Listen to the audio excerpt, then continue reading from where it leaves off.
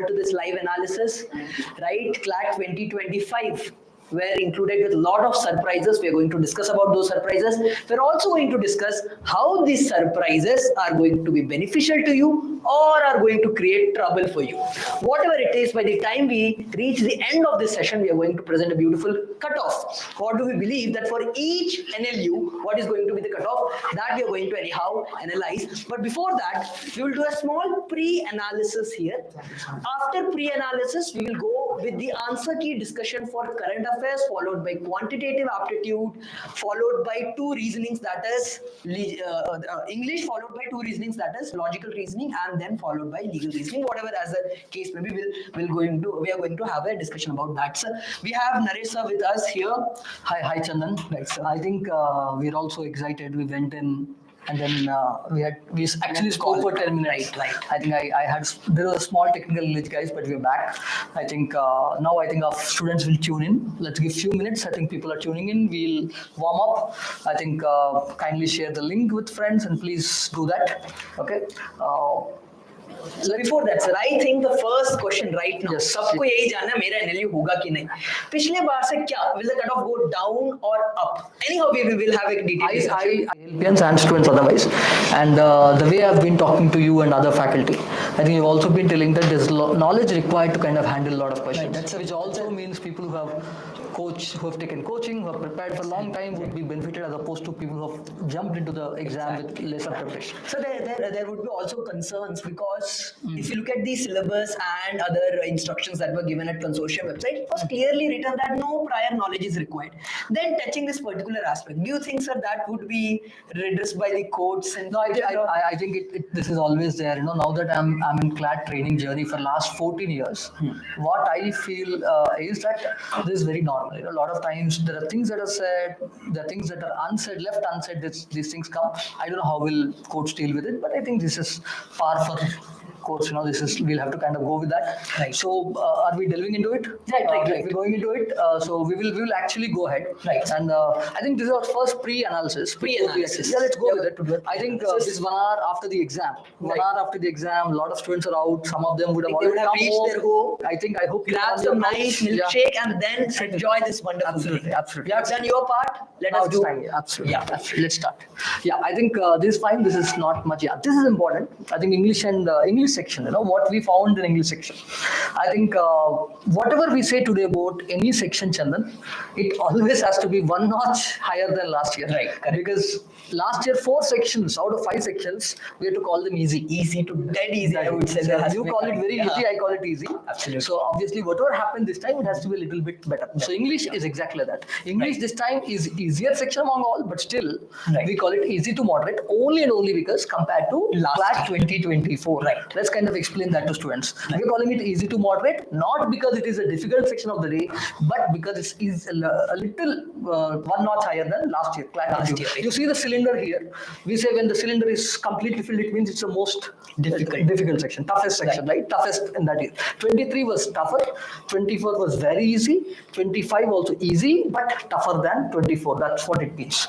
And we found one thing that I heard faculty and students speak is, we kind of discussed that there are more, even within vocabulary, even within English and comprehension.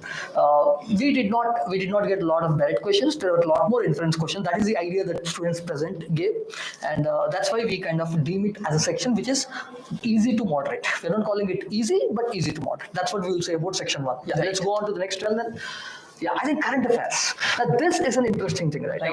We're calling it moderate. In a way, as compared to last year, anything can be 1 notch here, but we're definitely calling it moderate because we have seen the reasoning type of questions, like more UPSC statements 1 and 2, which are the following. That kind of stuff has increased, right? Knowledge hona hai, but knowledge compared with then you have to kind of do this. That last year was a surprise thing. The answers were there. Surprise continues. That's what we can say here. That's what it is, right? So, and that is very true. Very few factual questions. Very few factual questions. A lot more inferential and reasoning kind of stuff. Questions. So that automatically means this is definitely 1 notch higher. We call it as we heard, there was only one passage which was tricky. Otherwise, even without sitting and by hearting all these things, you would have answered 50% of the questions. I think with students, I always say current affairs is not about memory. It's about this thing. Organizing, understanding. Absolutely. Let's see how people do. But yeah, this is something that we found. Yes. Right. Next.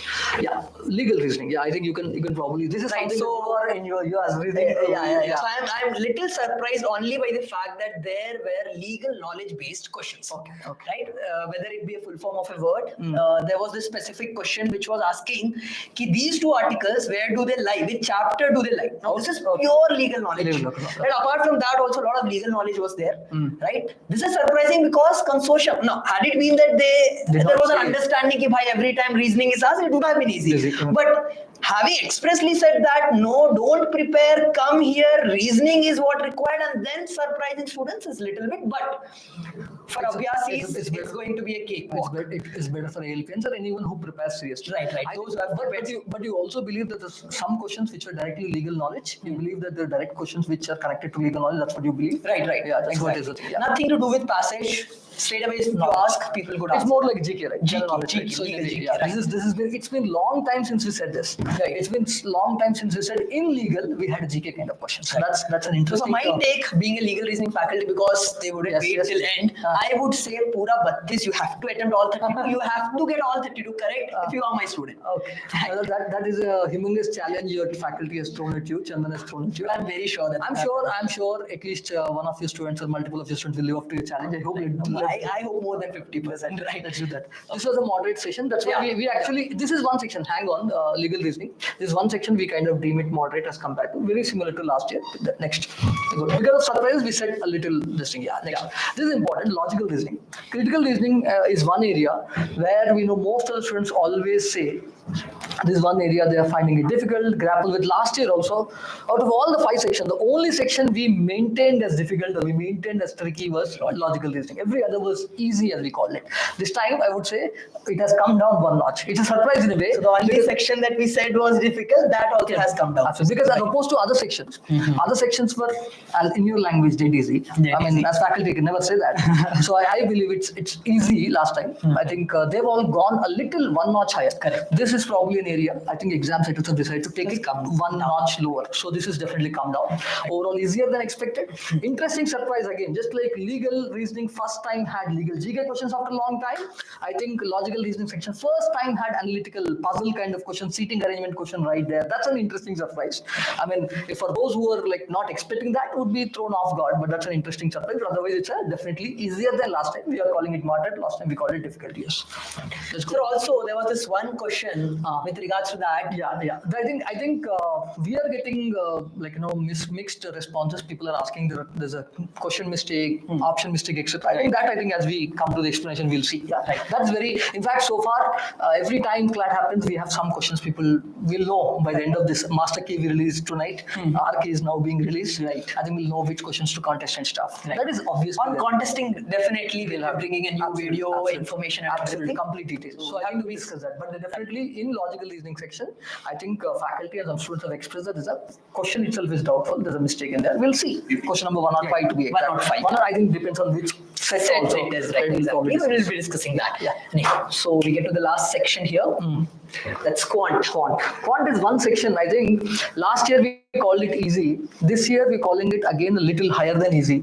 I think all 4 sections we called easy last time. We are telling one notch up. One section we called difficult last time. We got one notch down. That's a broad idea, right? So overall it is tougher than last time, and that's because there are passages that are given huge, and practically faculty says there's not much use of so much information. You could have directly solved it. So that means someone who's smart about quants will know how not to get into the flux of getting into reading. It's like categorizing unnecessary data. Stuff. Too much. So if you get stuck with that unnecessary data, this would have looked difficult for you. Otherwise, it's moderate to easy. Simple interest, compound interest kind of questions have come. That's what people tell us. Simple calculations, unnecessary data. So that's why we are categorizing it a little one notch higher than last year. So this is the overall section-wise thing. First cut again. Let's go to the summary. Final summary here. So overall, what does it mean, right? I think Chandan did ask me in the first minute itself. Right. We're trying to say it officially. we believe. I mean, if you look at the last 3-year paper, 23, 24, and 25, 23 was definitely the difficult paper out of these 3 years. 24 was the easiest of those three, and 25 stands somewhere between 24 and 23. Definitely. A little inclined towards maybe 20. Absolutely. 25 is far easier than 23 and a little trickier, little tougher than 24. Again, because of surprise and stuff, not so much with the actual level. So I think while each of your faculty will come and talk about section, they'll talk to you through questions and stuff. I think this is what we want to say. Overall, you can sit there. I think cutoffs as compared to last year, will come down. How much will it be? How much? That is going to be answered at the end. Toward the end. I can assure you, we have used artificial intelligence. Naresh sir has gone in depth to understand this, and what we will have at the end is going to be the highlight. It's beautiful. It's so all the effort that you're going to have, trust me, by the end of these 2 hours, when I'm going to present to you cutoffs and explain how the cutoffs are, I'm going to give you an idea. I think you'll learn it, you'll love it. I think it is statistical, but I'll try to make it very fun. Okay, that's my promise, and looking forward to see you. चैन की नींद मतलब आने वाली है. आज तो आना चाहिए, right? We'll ensure that you sleep well tonight. So buckle up your seat belts, and we'll get into each section now. Overall cutoffs will come down. How much we'll see? Few marks. We'll see that. Okay. With that, we'll end the first part. I think we'll come back to live in 3 minutes, because what we will be doing is we'll now start with the first section. I think we'll start with the GK explanation. We'll start. Okay. We'll be back in 3 minutes.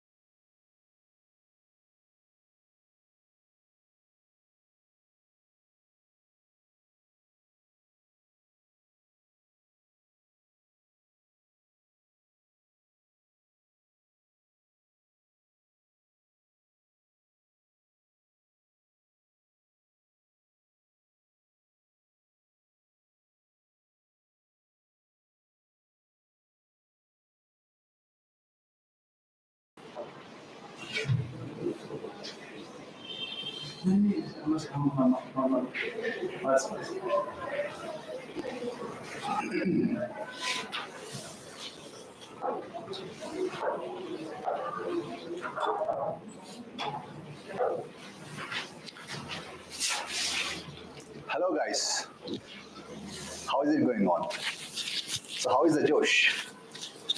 I know you guys are very anxiously waiting for the analysis of each and every section of the CLAT 2025 paper. So here I am. Let us start our discussion with current affairs. So this year current affairs, as you know, has been quite easy, just like the previous year.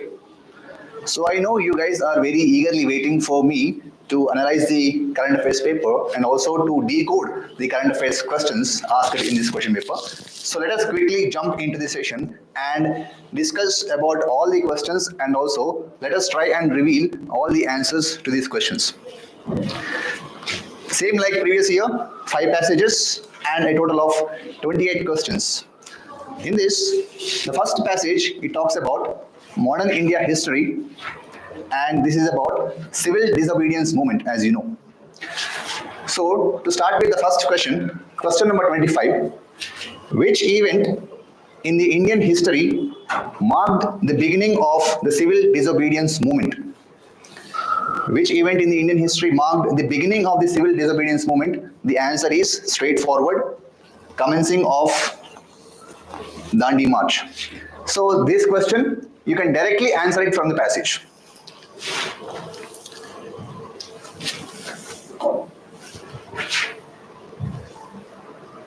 Next question. Which of the following is true in the context of civil disobedience movement? So with regard to civil disobedience movement, out of these 4 options, which one is true? The Indian industrialists preferred partnership with MNCs? No. The Indian industrialists were concerned of disruption of the business? Yes.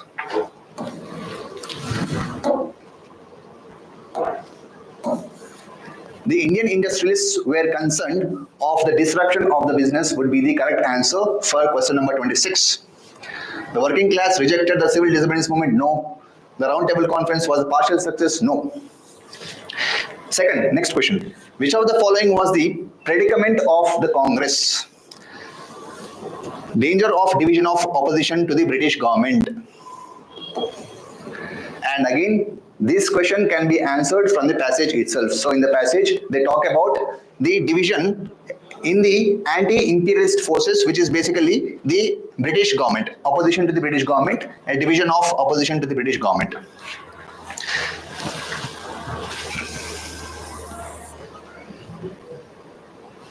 Next question. Which of the following statements is correct with reference to civil disobedience movement? Again, 4 options. From these 4 options, which one do you think is correct with reference to civil disobedience movement? So this question is somewhat tricky, but let us try and decode this. It encouraged militancy among workers? No. So civil disobedience movement was a peaceful movement only. It was a Gandhian movement, so it did not directly encourage any militancy among workers, this is for sure. Breaking of the salt law, manufacturing salt and demonstrating it in front of government salt factories, yes. It urged the industrialists to accept socialism? No. All of the above? No. So it is breaking of the salt law, manufacturing of salt, demonstrating it in front of government salt factories would be the most appropriate and the most correct answer for this particular question number 28. But ultimately we have to wait for the final key to know whether it is either B or D, all of the above, but mostly it is option B only, because it did not encourage militancy among the workers as such. Which among the following mass movement was supported by the Indian industrialists? Again, this is a very straightforward question. Answer is civil disobedience movement. No doubt about this. So Indian industrialists have supported what? Civil disobedience movement. The passage talks about civil disobedience movement. Which of the following can be considered as a major outcome of civil disobedience movement? All of the above. Partial support of the working class? Yes. Galvanizing women in political sphere? Yes. Socialist influence among the Congress cadre? Yes. All of the above. All the options are correct. So all of the above, and even this you can directly pick it up from the passage. So modern India history, passage number 1, questions, answers for these questions can be picked up from the passage itself. No doubt about this. Second passage, Nari Shakti Vandan Adhiniyam or Women's Reservation Bill.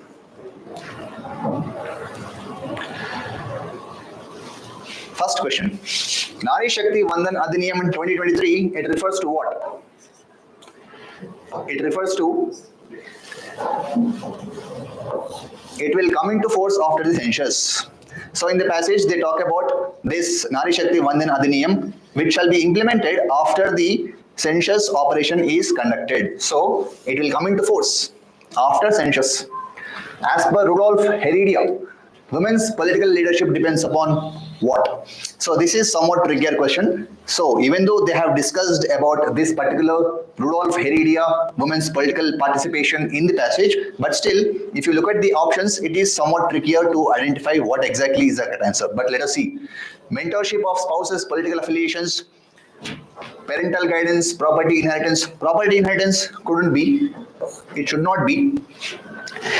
It is either parental guidance or mentorship of spouses' political affiliations. So it is not only parental guidance and it is not only mentorship of spouses' political affiliations. So in that way, it should be none of the above. So none of the above, it is the most appropriate answer for this particular question. Again, we have to wait for the final key to know what exactly is the correct answer for this particular thing. But as of now, you can see it is none of the above.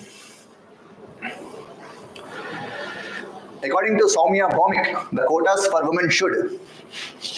Now, this is directly from the passage. So here, transform to substantive representation. This is the correct answer. So according to Soumya Bhowmik in the passage, it is the women's quota, women's reservations should transform into substantive representation. This is the correct answer. The amendment to Article 330 Clause A and 332 refers to or aims to appointment of Rajya Sabha members, no. Quota for women governors, no. Women sportspersons, no. None of the above. So again, this is directly mentioned in the passage. So passage number 2 from polity, women's reservation bill was in news. Answers, excepting one, all the other answers you can directly pick up from the passage itself. Very easy. So let us quickly move to the next topic. Passage number 7. Passage number 3. Olympics, sports, the much anticipated, the much expected topic from sports.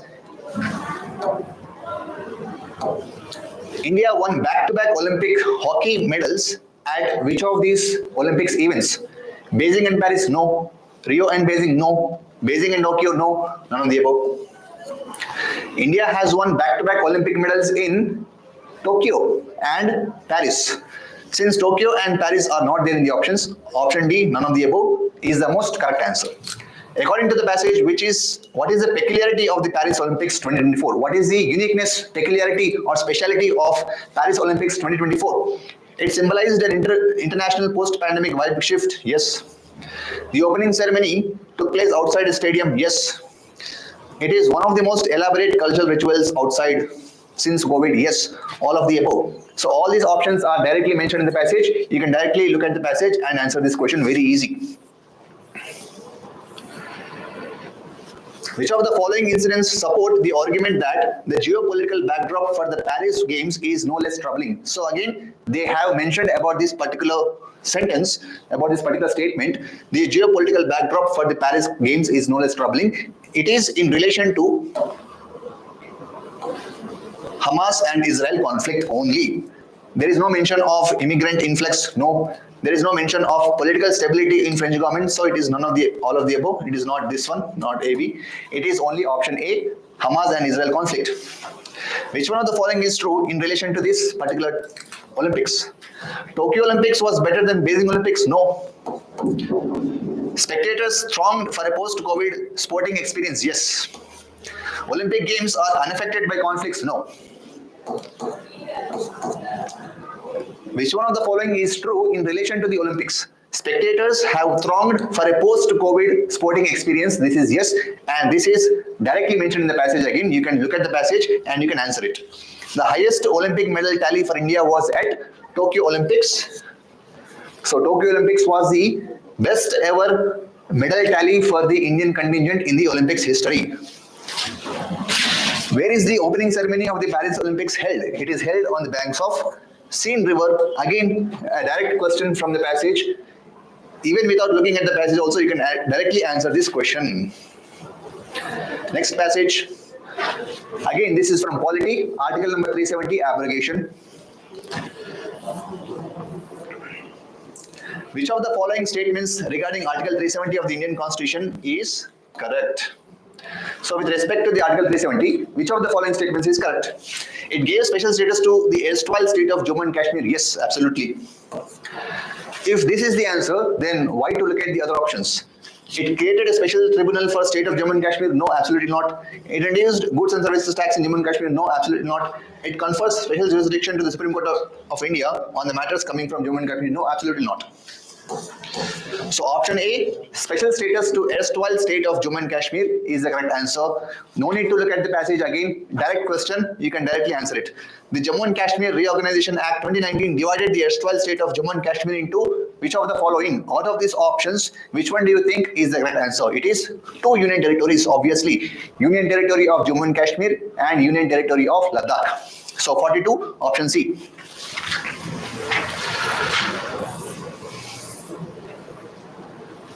Which of the following union territories of India has a legislative assembly? Again, from these options, do you think Andaman Nicobar Islands has a legislative assembly? No. Do you think Daman and Diu and Lakshadweep has a legislative assembly of their own? No. It is only Jammu and Kashmir, because just in the previous month, elections were held for Jammu and Kashmir Union Territory, which also has an assembly. So option B, correct answer. How many states and union territories are present in India? 28 states, 8 union territories. Previously, only 6 union territories, but again 2 union territories were added, which are Union Territory of Jammu and Kashmir and Union Territory of Ladakh. So 6 plus 2, 8. So 28 states and 8 union territories. A very direct, straightforward, fact-based question, very easy to answer. No need to look at the passage also. Which among the following is the capital city of Union Territory of Ladakh? It is Leh. Changtang, Dras and Nubra are territories in Union Territory, but Leh is the capital of the Union Territory of Ladakh. Again, you can just look at the passage if you are doubtful, and you can answer this question. Which of the following is false? Kargil was formerly a Union Territory. Yes, it is not. Ladakh is administered by JAC Assembly. No. 15 new districts were formed to be part of Jammu and Kashmir. No, only 14. Ladakh is to be administered by Union Territory of Ladakh only. Kargil was not a Union Territory previously. So, all of these options are false. Which of the following is false? All of the above are false. Now, let us move to the last topic of this particular current affairs section. It is from international relations, international affairs, whichever name you call it as, but it is from BRICS. BRICS has been in news continuously throughout this year, and we at Abhyaas have been consistently suggesting, recommending the students to give importance to BRICS, because BRICS, India is one of the founding members of BRICS, and BRICS holds a lot of significance and value for India. Hence, we got this. The 16th BRICS summit achieved, out of these 4 options, what is the achievement of BRICS summit, 16th BRICS summit? Now, these options, very careful, because it asks about the achievement of BRICS 16th summit, which was happened in Kazan, Russia very recently in the month of October. Launch of BRICS currency? No. De-escalation of Russia-Ukraine conflict? No. Diplomatic dialogue between India and China? Yes. So, diplomatic dialogue, diplomatic engagements between India and China again have resumed in this 16th BRICS summit, which was held in Kazan of Russia. Hence, option C is the only correct answer for this particular question. What does the letter S in BRICS stand for? Does it require any discussion? No, it is S for South Africa. Option D. B for Brazil, R for Russia, as you know, I for India, C for China, S for South Africa, which became a member of BRICS in which year? 2010. So BRICS, S stands for South Africa. Saudi Arabia was added as a member of BRICS very recently. The initiative of Big Cats Alliance refers to what? As we discussed in the classes, we have mentioned that one of the important agreements that were signed in this Kazan BRICS summit was the initiative of Big Cats Alliance, which refers to preserving and conserving the big cat species in the world. So big cats, it refers to what? It refers to lions, tigers, jaguars, cheetahs, snow leopards. So in this case, all of the above. The initiative of Big Cats Alliance refers to all of these big cat species, basically lions, tigers, jaguars, cheetah, snow leopard, leopard, puma, all these species. Which statement reflects as a critique from the Western economics.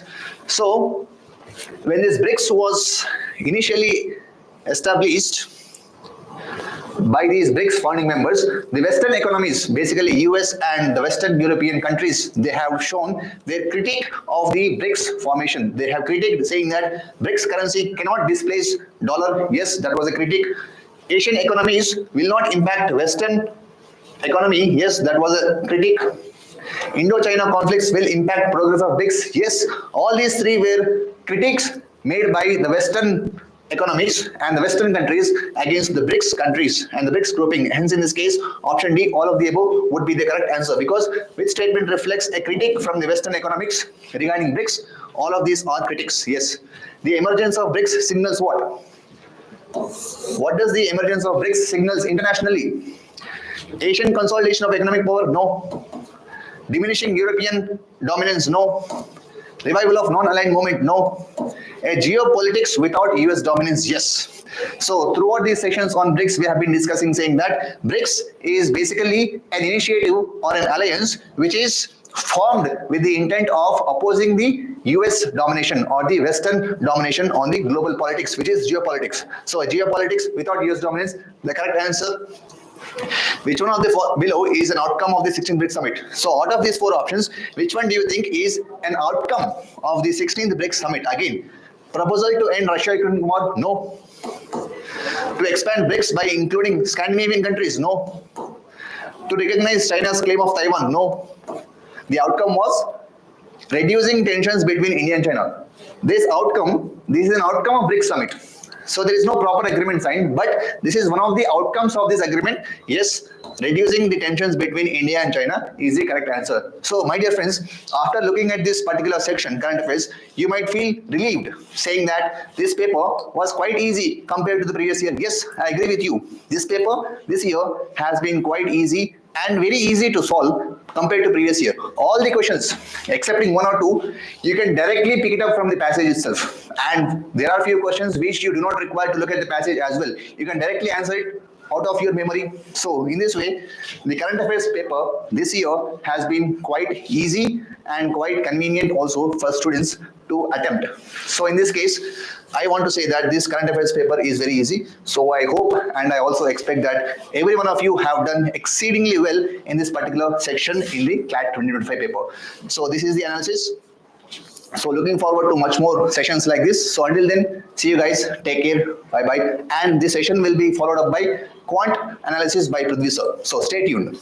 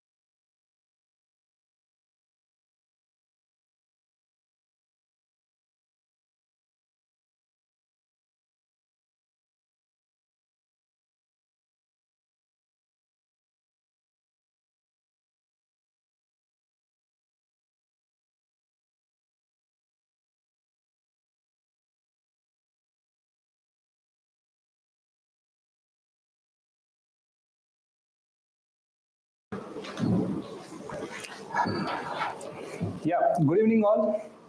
So that was a great paper and I think it's an easy paper, right? I think your attempt went well. So let's see today's quant subject and quant part. So this is one paragraph, the first paragraph, followed by 6 questions, I think, and next another small paragraph is given. It was also followed by 6 questions. So the overall review would be, what I was hearing is we have got statement based questions and some difficult calculations were there. But for me, it is a great paper with a tricky one. So I rate this paper as a moderate, more than a difficult question. Let's see. So coming to the first paragraph, the data is given in which we have to take only simple data. Like small things are there. First, when you are reading this paragraph, when you are ready to read this paragraph, what you'll see in first? You'll see 18% of women, the total wages for women is 18%, men for 82%, like that. The huge data is given. We already learned one thing. What I say in class is, whenever this huge data is given, it is an indication that the questions will be very, very easy. So before reading this question, going into this paragraph, just go into the questions and see. Just give it a look. If a female casual worker earns rupees 200 per hour, what is the hourly wage of a male casual worker, given that male casual workers earn 48% more than female casual workers? Now say me, in which part of the paragraph has this reference? Nothing. So this question needs no information from the paragraph. Like that, so many questions are there in this. But as such, I cannot say that this paragraph is not used of it or not used at all. There is some data which is important for solving some questions, like Tamil Nadu has highest gender wage gap among agriculture field laborers at 112%. It is followed by Goa 61% and Kerala. The wage gap is the lowest in Jharkhand and Gujarat. Fine, I think that information is enough. And coming to the next one, in 2023, in the next paragraph, in 2023, male self-employed workers earn 2.8 times that of women. And in contrast, male regular wage workers earn 24% more than women, and male casual workers earn, okay, that is not important. Only this first statement is important. Now let's go into the questions. As I said, if female workers are earning 200 per hour hourly wage of male casual workers, and they are earning 48%. What is asking? Just 200 plus 48% of 200. How much is that? Please comment below. It is 296. So option B is the right answer, which I rate it as very easy question. Coming to the next one. Assume that in 2022, the earnings gap between male and female self-employed workers was 2.5 times.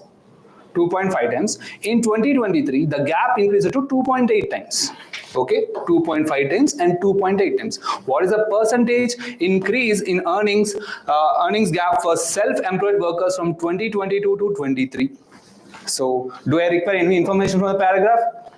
Nothing. So let's go to solve this one. So he's asking just the percentage increase from 2.5 times to 2.8 times. How can I solve that? It's just the difference between them. 0.3 divided by 2.5 into 100. Comment the answer. Yes, it is right. 3 by 25 into 100. So it is 12. 12% is the right answer. Now let's go into the 111th question. So I think this question is statement based question. Which of the following statement is correct? The wage gap of Goa and Kerala state is less than Tamil Nadu. The wage gap of Tamil Nadu is greater than Jharkhand and Gujarat. Both A and B, none of the above. So in this information, we need the information from the paragraph, and that too very easy. We have to compare the wage gap in Goa and Kerala, which whether it is less than Tamil Nadu or not. And I think we remember from the information that in Tamil Nadu the wage gap is very highest, that is 112%. If you go and check that, you can get it. So Goa and Kerala will be obviously less than Tamil Nadu, and A is right. I'm saying it's a right one, but let's see for the second. The wage gap of Tamil Nadu is greater than Jharkhand and Gujarat. Same statement he is given in the reverse order. So even this is right. So the option would be C. Both A and B will be the right option. And you are calling this as statement based question, but I don't call it a statement based question, because it is just comparing whatever there is given in the paragraph itself. Okay, fine. Let's go for 112. If the wages paid to men working in agriculture sector in Goa are rupees 335 on an average, what is the amount of wages paid to women in that region? For this, I need the information from the paragraph again, which is 61% that is given the first para. So that means 61% is more from the woman. If woman is getting X, men are getting 61% more. That means 161 by 100 X is 335. If you solve that, you'll get around 208, but it is given as approximately. Whenever I get approximate, that will be the answer. Approximations, very easy. And even if you get around 200, you can easily mark this as 204, because approximation will give you that. Next, let's go to 113. And I call this as a little bit tricky question. Why? With reference to information in the question 109, what is given in 109? If a female casual worker earns rupees 200 per hour, what is the hourly wage of a male casual worker, given that male casual worker earns 48% more than female casual workers? Okay, let us take that information only. He is saying that a female employee or a worker is getting 200 per hour, and we saw that male worker got 296 because he is getting 48% more. So from this information, how can you use this information here? Which region of the below mentioned state offers the least wages to women workers in any sector? So he is asking from any sector, and this information is for casual worker, and that too not mentioned from any state. Maybe unintentionally this part is given, or intentionally this part is given to leave. So there is no need of this one. If you again use this and say me, sir, this information can be used for different states as a reference, yes, use it, but no need of that. Because why? Which region of the below mentioned states has the least wages to women workers? Without seeing the states, I can say that it is Tamil Nadu from the information, but Tamil Nadu is not given here. From the given options, it is Goa. Okay, so this is also an easiest question, but a tricky one. Let's go for 114. In 2023, if the average annual income of female self-employed workers is rupees 250, how much do male self-employed workers earn on an average? So in the given information, it is said that in the second paragraph actually, men earn more than women across all forms of work, the gap greatest of self-employed. In 2023, male self-employed workers earn 2.8 times that of women. So whatever woman is getting, they will get 2.8 times of that. So if I multiply 2.8 into 250, how much is that? It is 28 into 25. No need to calculate again, a hard calculation. Let's go. I don't know what is 28 into 25. I don't have time also. So what I will do, I will take 25 square, 25 into 25, and add 3 into 25. 625 plus 75. How much?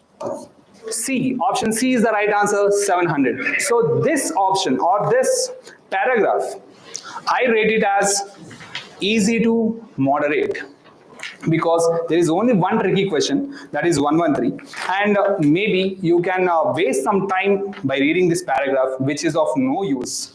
Okay, so let's go into the second paragraph.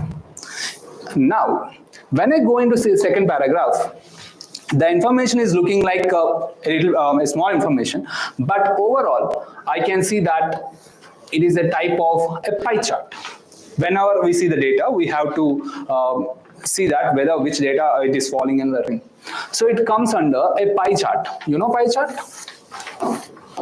There will be some sectors, and this sector will be given, the sectors will be given accordingly to the given information. So what it is given? It includes a salary. Mr. Das includes a salary of 9,228, in which 10% house rent allowance will be given on that, on top of this. So let's calculate what is 10% of 9,228. So overall, how much it is? 9,228 into 11 you can take, or divided by 10, or I can say easily 9,228 plus 922.8. So how much I'll get? It is 0.805 and 10150. So approximately I can say his salary is 10,150 rupees. Okay, now let's see what is the data. Out of his total monthly income, he spends 25%. Let's see here. Let's be very clear. He is saying that monthly income, not monthly salary. Salary is different from income. Income is everything. The salary and the allowances it's. So monthly income is 1015. Don't confuse whether to take 9228 or 1015. So monthly income is 10150. Now let's check whether the data is fitting in or not. He said food expenses, he's spending 25% of food expenses and 18% on house rent, 9% on entertainment. What else? 23% on his child's education, 13% on medical expenses, and he saves 12% of total monthly income. Based on above information, answer the following questions. So if you add every sector in that, I should get 100. Let's check whether you are getting 100 or not. 25 plus 18 plus 9, it's almost, okay, here 48, 61, and this one has 73 plus 27, so it is 100%. So the given data is full, no need to process it again. So let's go into the questions. How much money remains for other expenses after the house rent and savings? So how much is the house rent? It is 18% and savings is 12%. So in total, he is spending 30% of his income. So remaining thing is 70%. So what is remaining 70%? 70% of 10150. You can leave that 0.8. Okay. Now how much is this? It will be, if you multiply 0 and 0 and will going away.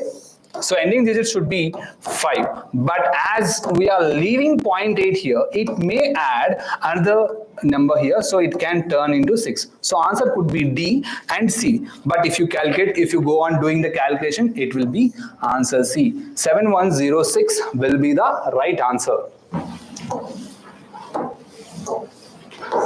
Now 116. If the expenditure on food and entertainment is increased by 10% due to inflation in prices, what will be the new percentage of savings in the same monthly salary? So what is his expenditure on food?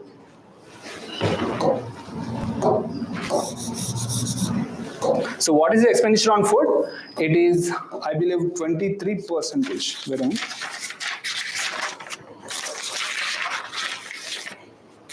Yeah, it's 25%, and entertainment, it is 9%. So overall, he is spending 34% of his income on just on these two. So when I increase 10% of them due to inflation, so 10% of 34 will be 3.4. If I add them, it will be 37.4%. But will I use that? No use of that. Why? There is only just 3.4% increase. And he is asking what is the new percentage of savings?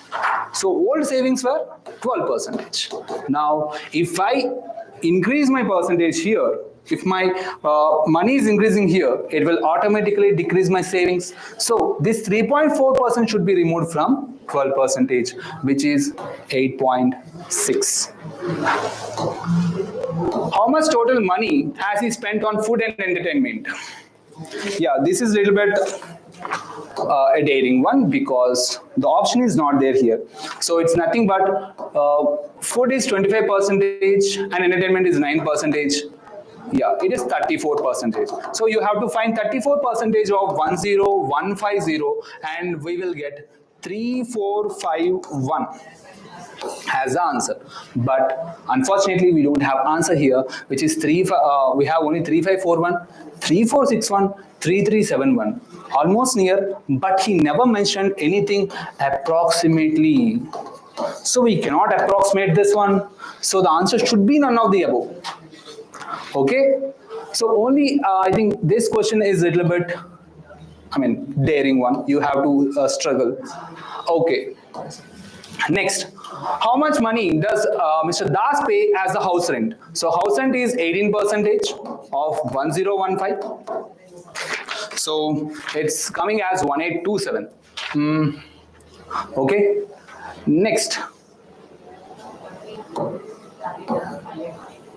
I'll come to 119 again. Let's go for 120. The statement based question. Second statement based question. Which of the following is true regarding the home budget of Mr. Das? He has given four options. In that, three options were statement based. What is that? Total amount spent on house rent, entertainment, education is greater than the total amount spent on food expenses, medical expenses, and savings. There is nothing to do here. You have to just add everything. How much percentage they have given? House rent, I believe it is 18%. Entertainment is 9%. Education is 23. If I add this thing, I'll get 50%. When it is 50%, it cannot be greater than anything from the other from the remaining things. So these also will be 50%. So option A will be wrong. Coming to here, total amount spent on entertainment, medical expenses, education is equal to the total amount of spent house rent, food expenses, and savings. Again, you will compare. It will come as wrong. The total amount spent on savings, medical expenses, education is less than total amount of spent on house rent and food expenses. Let's check this one. Savings is 12. Medical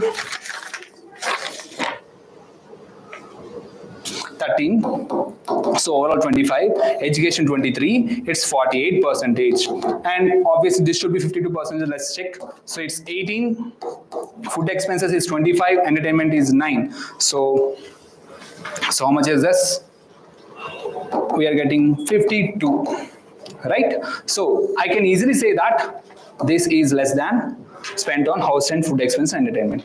Now let's come to 119 question, the hero of the day, which means why I'm calling that as that, because that's a very easy calculation. If you are really good at approximations, you'll get this question very easily. Mr. Das gets 12% annual interest on the savings. How much he is saving? 12% out of his monthly income. So what is his income? 10,150. Okay, let's go. And he wishes to save rupees 30,000 in 2 years. How much extra should he save in the next year? So let's see this one. So in the first go, what we will think? We have to check whether it is simple interest or compound interest, right? Okay, let's do that also. But before that, let's check what is 12% of 10,150. It's a little bit tough. So I'll not take it as 10,150 also. I'll take it as only 10,000. His salary would be 10,000. I'm approximating this. So what is 12% of 10,000? It is 1,200 rupees, right? That is for monthly saving. When he says per year, into 12, how much it is? 14,400. Now again, for the second year, if he saves the same amount of money, it will be almost 28,800. Okay, without any interest rate. Whether it is simple interested, compound interested, or compound or simple, I don't know that. But just by saving, he got 28,800 in 2 years. All it is, let's say, it's a very little bit of saving, but it's 28,800 just by saving without any interest rate. But what if I add 4% interest rate on this? Just add 4% on that. Or at least 10%. If you are good at 10%, add that only. 2,880. It is crossing 30,000. He is crossing 30,000. But he is getting 12% annual interest rate on this. He's getting 12% annual interest rate. 1212, he is saving 14,400. On this, he is getting 12% interest rate. And again for second year, he'll get another 12% interest rate on the whole amount. Whether it is simple or compound, whatever it may be, he can get more than 30,000 very easily. So, how much extra should he save? No need to save for saving. So that is it, guys. For quant part, I say there are only 2 tricky questions and remaining all very, very easy questions. Even the statement-based questions are dead easy. Whoever followed our Abhyaas mock tests from the last 2 to 3 months, they can easily solve these questions, because these type of questions, when we have stick only to our percentages and ratios part. And we never diverted from the pattern, and we never been easy in the mocks. So I think our students are doing have done well in this quant part. Thank you very much. Yes, well.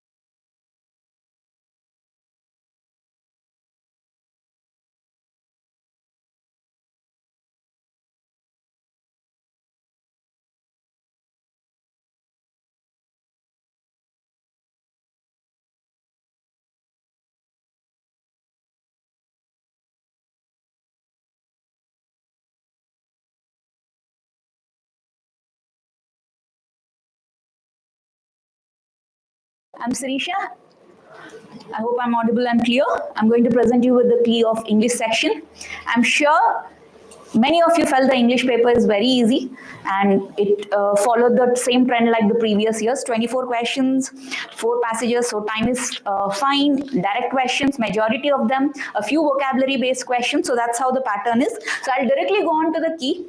But let me also give you a statement in the beginning itself. There are some questions which have the all the above and none of the above kind of things.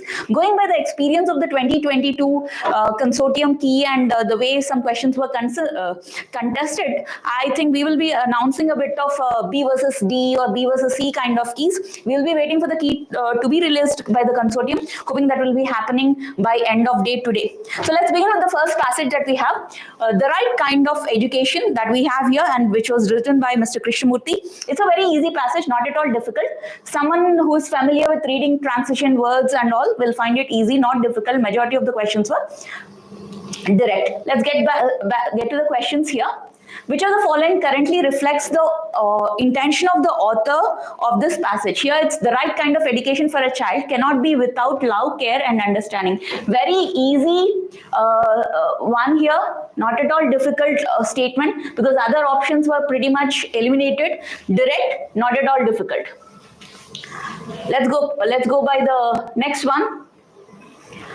In the light of the above passage, what will be the result of forcing a child to conform to the framework of an ideal? Now this question, if you look at it, this is a question where we are debating between B and C, B versus C, because of the line that we have in the beginning of the passage, where the third line which clearly says it breeds fear and produces constant conflict. Going by that word, we are going with the answer of creating confusion and fear in a child. However, I will also say there has been a discussion of B versus C. We have to see how the consortium will look into it. We are eliminating C very confidently, because the word getting into a conflict sounds like somebody is going into a fight or something which is not related to the passage. Let's go to the third question here. According to the author, what should be the right kind of attitude of a teacher? Again, a very easy question here, not at all difficult. They should focus on studying each and every student here individually. Very easy question, not at all difficult. So third question, it is C. Fourth question, according to the passage, why do we look for quick and easy remedies and hope for marvelous and automatic results? Not at all difficult again. We lack understanding, patience and love. Again, a direct question from the passage, very easy. Fifth one, what does the passage highlight as the quality of a parent who desires to understand his child? Now this question, again we had a little bit of debate here. This was between B and C, but our final answer, we are going ahead with B, because the quality of the parent that we require is to have certain tendencies or certain things that they want to do from their side. And this one, they encourage the child to find out what he, she is. The last line of the paragraph kind of talks about what he or she, the student is. But again, it doesn't talk about this part, what he, she should be. So hence, though there was a debate of B versus D, we are going ahead with the final answer, B. Next question. What is the antonym for the word volatile? Again, here the word stable, steady, constant. Though the word all the above confuses us, we are going ahead with the word all the above here for this question. So 6 questions. Majority of them are easy, 1 vocab based questions. So I hope all of you get at least 5 or 6 on 6 on this question. So hope that's clear. Once again, I'm repeating the answers. First one is A, second one is B, third one is C, fourth D, fifth B, and sixth is D. Okay, let's move on to the next passage.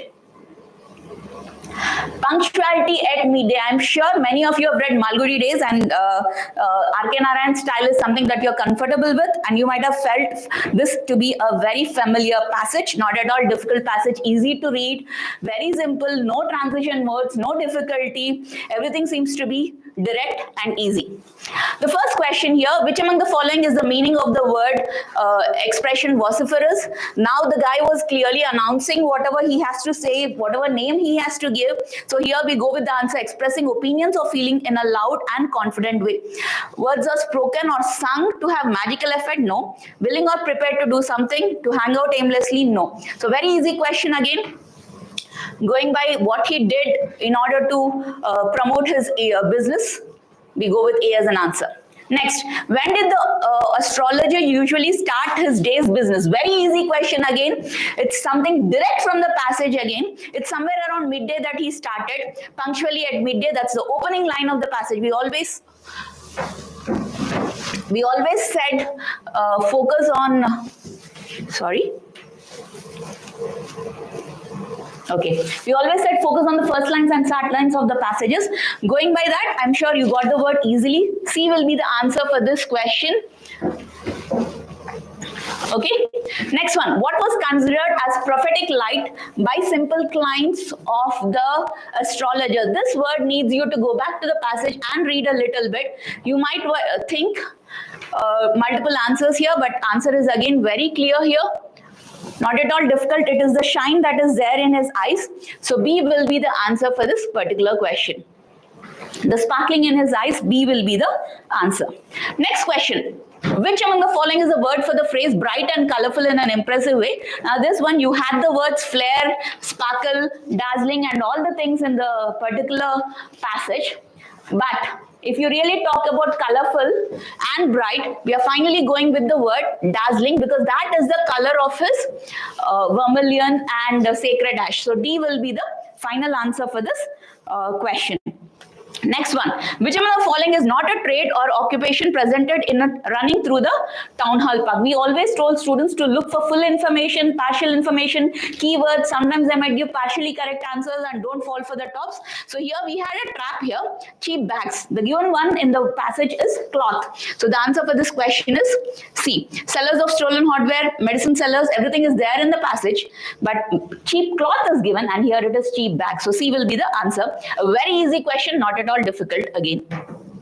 Next one, who among the following use the names like Bombay ice cream, Delhi almond, Raja delicacy? Now you might fall for a trap here with the word ice cream, but do not fall for it. It's actually the groundnut seller. So the person who carefully reads and who have practiced enough mocks will not fall for this trap, otherwise you might make a mistake. So again, an easy question.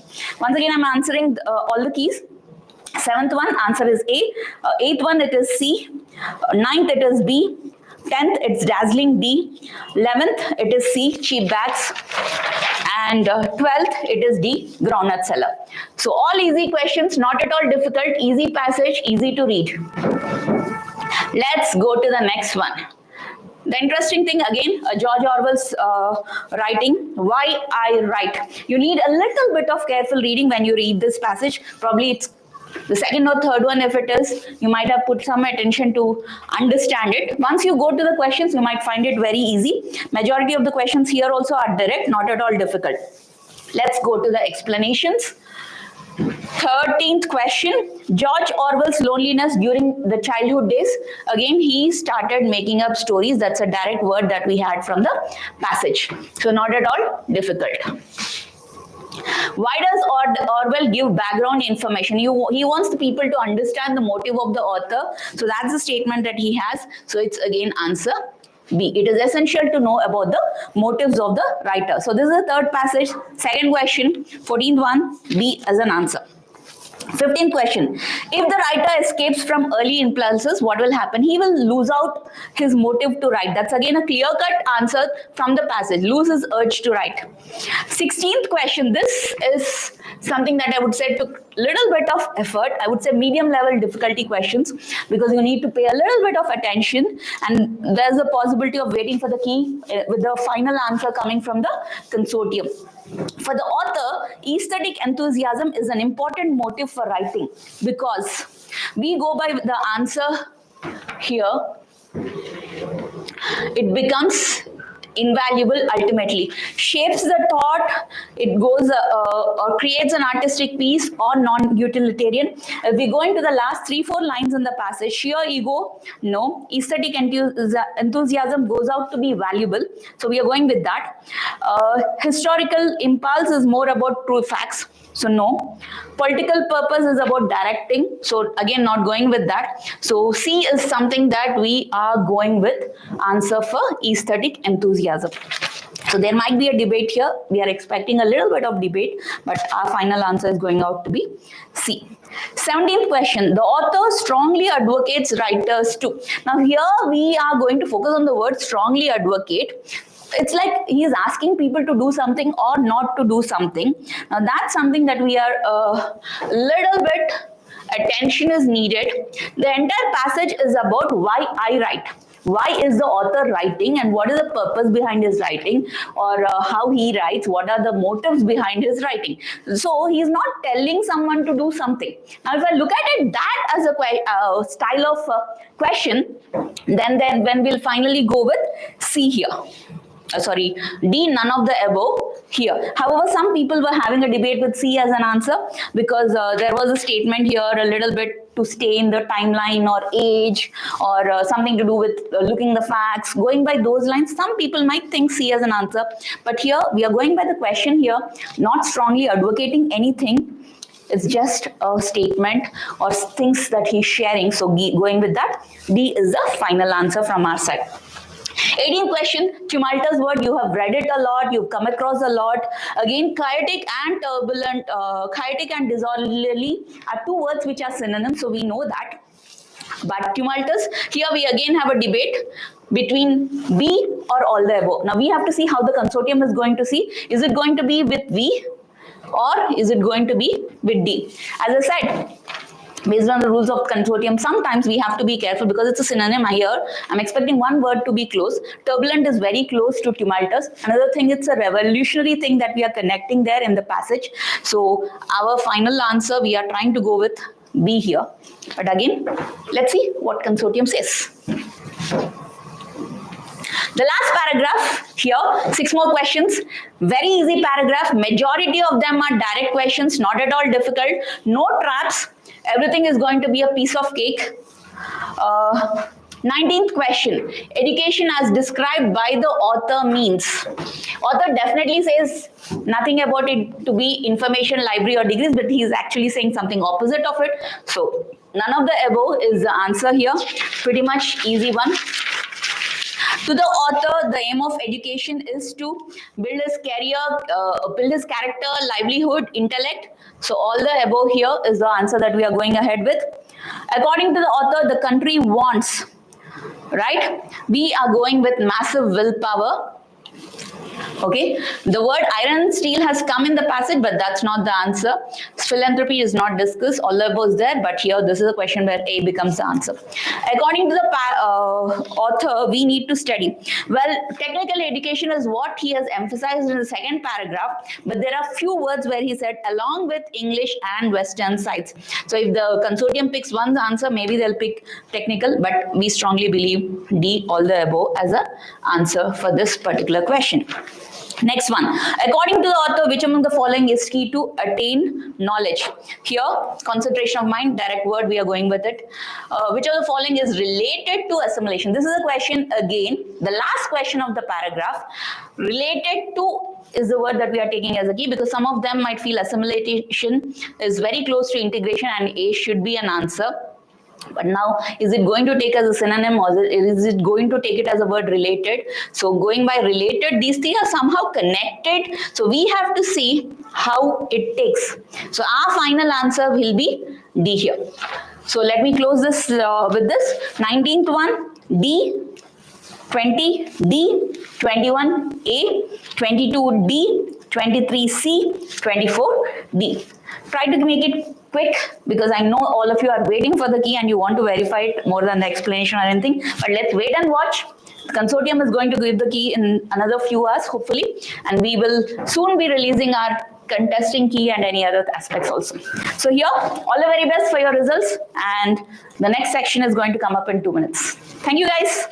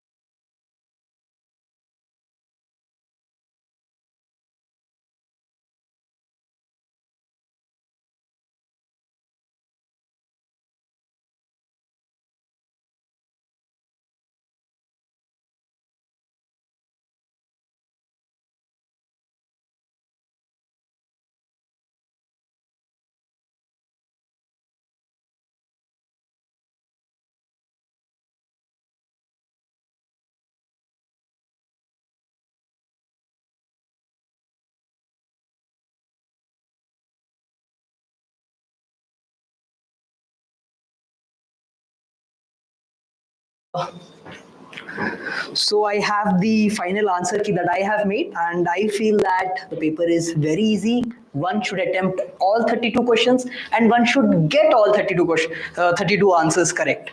Right? That's what I believe. But surely there are some factors that I have taken into account in order to accommodate, or in order to tag something as difficult. So if you look here, there were few questions for which prior knowledge of law was required, or what we can say legal knowledge is required.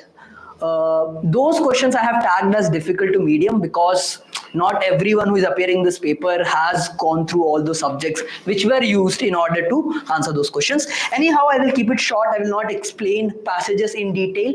The first passage was about right to privacy, and they were talking about how a particular organization, institute, or an entity which takes data from an individual is supposed to conduct itself, right? Or in what are the rights of the person whose data has been given to the organization, and what are the rights of the organization, and what are the duties and obligations of the organization. This is what the passage was about. I will not go too much into the interpretation part. I will just mark the answers. If you come to question number 53, an Indian company collects personal data.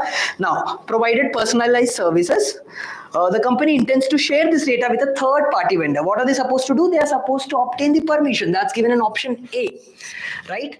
Then we have the next question. A social media platform processes under user data based on the consent given during the account creation. A user now wishes to withdraw. Now, in the passage itself, they have mentioned that if the entity which is providing the data wants to withdraw its data, or wants that particular organization or entity to erase its data because the task has been completed now, in that case they have to comply with such request. So comply with the legal requirement and stop processing the data.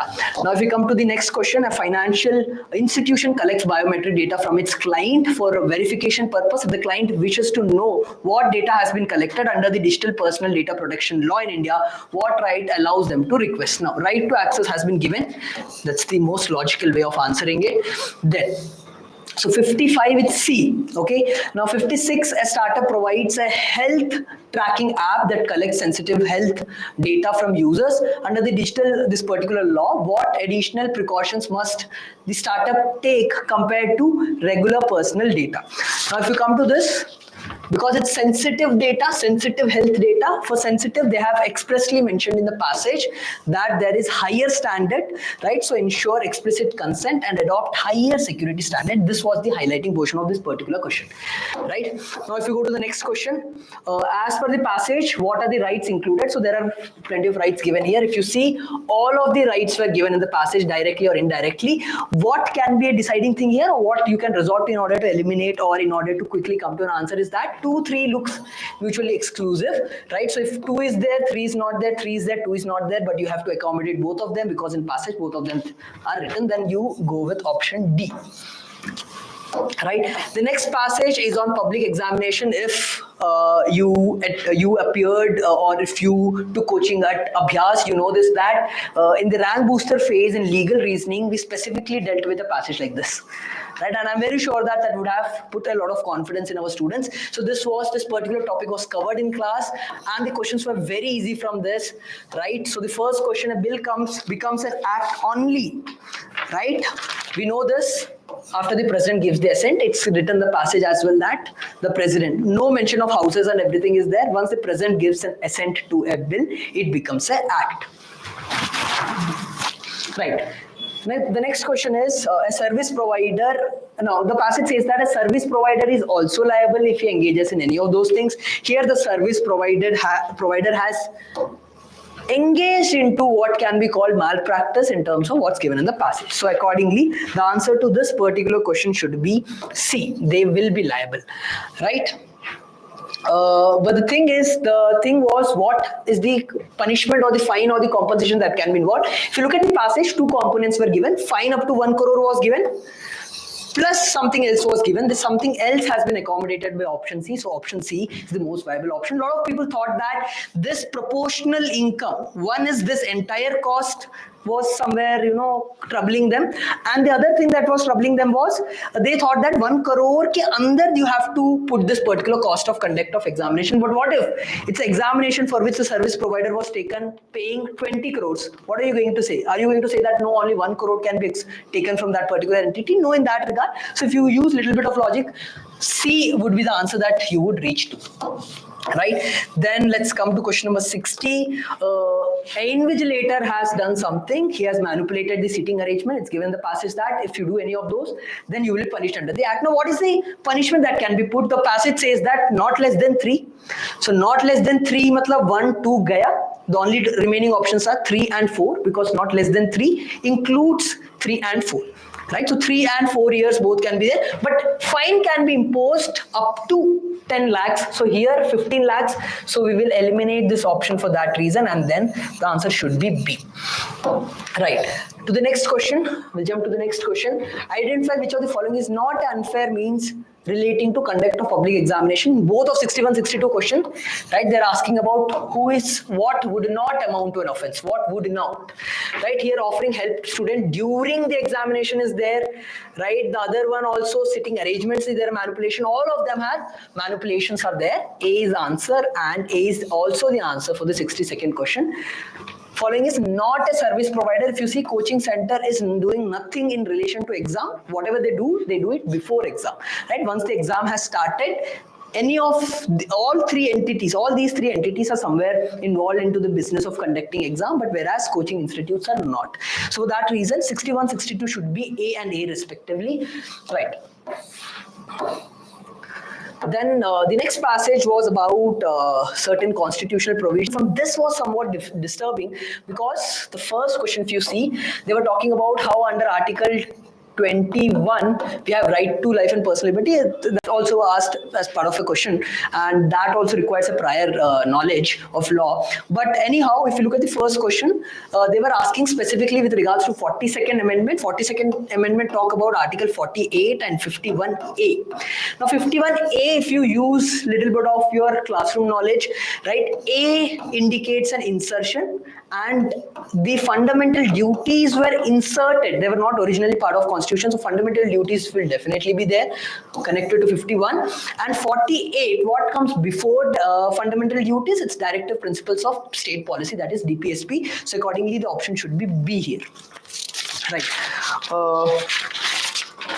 Now 64, coming to question number 64, the nature of binding commitment. Now India being a signatory to Paris Agreement, they have to lower the carbon emission. They have to take adequate measures. Now option C talks about possibility of, there is no possibility. If there is measures, you have to take adequate measures and you have to reduce it. That's shown, and the word binding here indicates the shall thing, which has to be overlooked when you are comparing. This may is there. Now, accordingly, the answer should be A.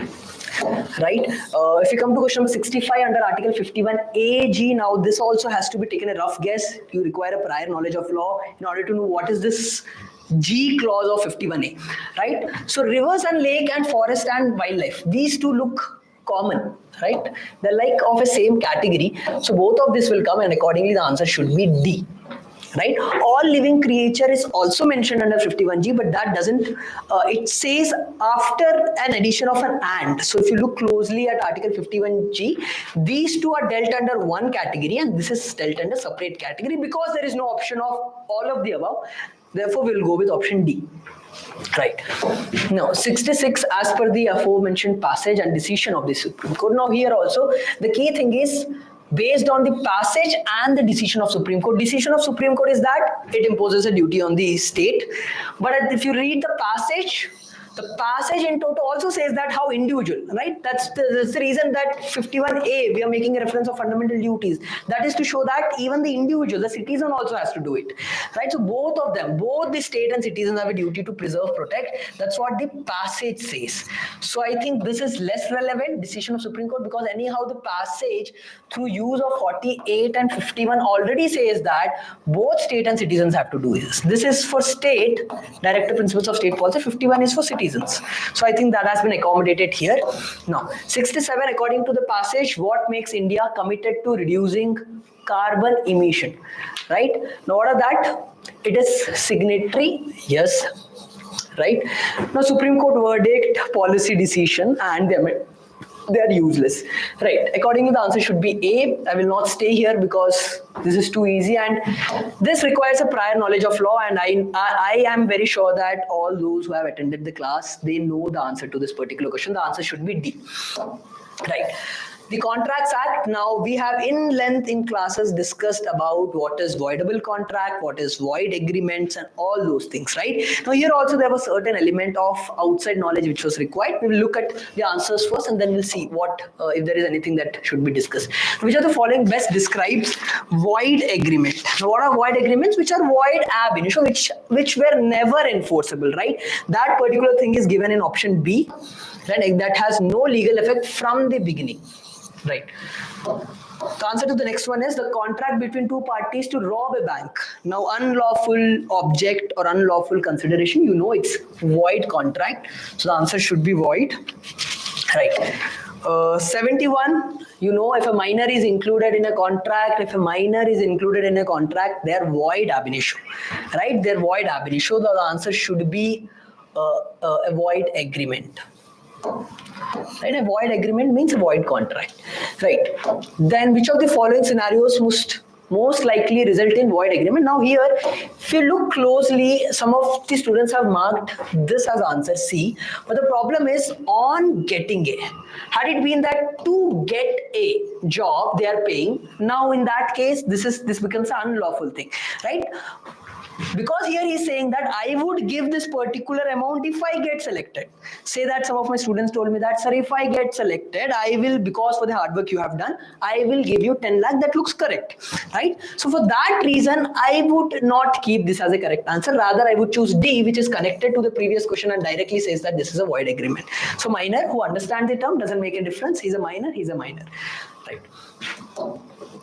An agreement made without consideration is generally they are void, but in certain circumstances they are valid. So generally word indicates that the answer should be C. Otherwise, we have learned in class promissory estoppel and all those things, without consideration, gift and all those things, where without consideration also, right, there can be a contract. So accordingly, the answer should be C for question number 73. Right. Then coming to the next one, there was a small passage on GI, geographical indication. Under patent intellectual property rights, we have in length discussed different aspects. One of them was GI, right? If you know the basic nature or basic object of putting a GI tag, then you would easily answer without even looking at the passage, right? Anyhow. Right, so if we get into the answers here, right, which of the following statement about GI is not true, right? If you look at option C, it says that GI can be used to any product which is licensed regardless of its origin. But origin is the main characteristic which is used to evaluate whether GI has to be given or not. So accordingly, the answer should be C. Right. Question number 75 here, right? If a product named Darjeeling tea is produced outside of Darjeeling region, which of the following legal actions could likely be taken under the present GI regime, right? So if we see, one thing is you can put an injunction and stop that particular entity from using that particular name. That would be the first thing that would come to my mind, and accordingly here it's potentially prohibit is given here. The use of GI Darjeeling tea can be legally contested and potentially prohibit the use of it. Right? This should be the answer. So the answer to 75 is B. Now 76 says which of the following is not a potential consequence. Not a potential consequence. Which of the following is not a potential consequence? If you see, compulsory license of patent is nothing to do with what has been asked. Otherwise, if you see, loss of reputation, decrease in market value, potential legal action, all these are, if suppose someone contests a GI, all these are some of the things which he would contend in court. But C, compulsory licensing is not required. So we'll go with C here. Right. Now coming to question number 77, in the context of GI, which of the following scenario best illustrates the concept of GI origin? Now this was straightforward asked from the straight away asked from the passage, so I will not stay here. The answer is C. And the answer to 78, choose the most appropriate objective of TRIPS agreement. It is to make sure that GI is protected among all the member states. That's given under C. Right? I don't need to explain these two questions because otherwise I would look dumb in that regard. Right. So coming to the last question, coming to the last passage, the questions from the last passage were too easy. Again, child in conflict with law. We have dealt in detail in rank booster classes that how this particular passage could appear in the paper, and it has appeared. See. Now, which of the following issues children who are victim of violence during childhood face in life as per the author of the above passage? There is some reflection coming in, so I can't read it. Right. Anyhow, we'll continue with marking the answers. Again, too easy, nothing specific that is required to be explained here. Right. All of them are given the last passage. Right, last paragraph of this passage, if you come here, all of these things verbatim it's given, right? Difficulty in school, abuse of drugs, everything is given. So A, B, C all are correct. So the answer should be D. Right. Then what is the primary objective of criminal justice system? It says that, if you come to the passage again, the main objective is deterrence, and in order to do deterrence, in order to fill deterrence, in order to stop people from doing crime and create a fear in them, what you have to do, you have to punish that particular person, right? That's the continuation, which is punish the transgressors, right? Now in that regard, the answer here should be punish the offender.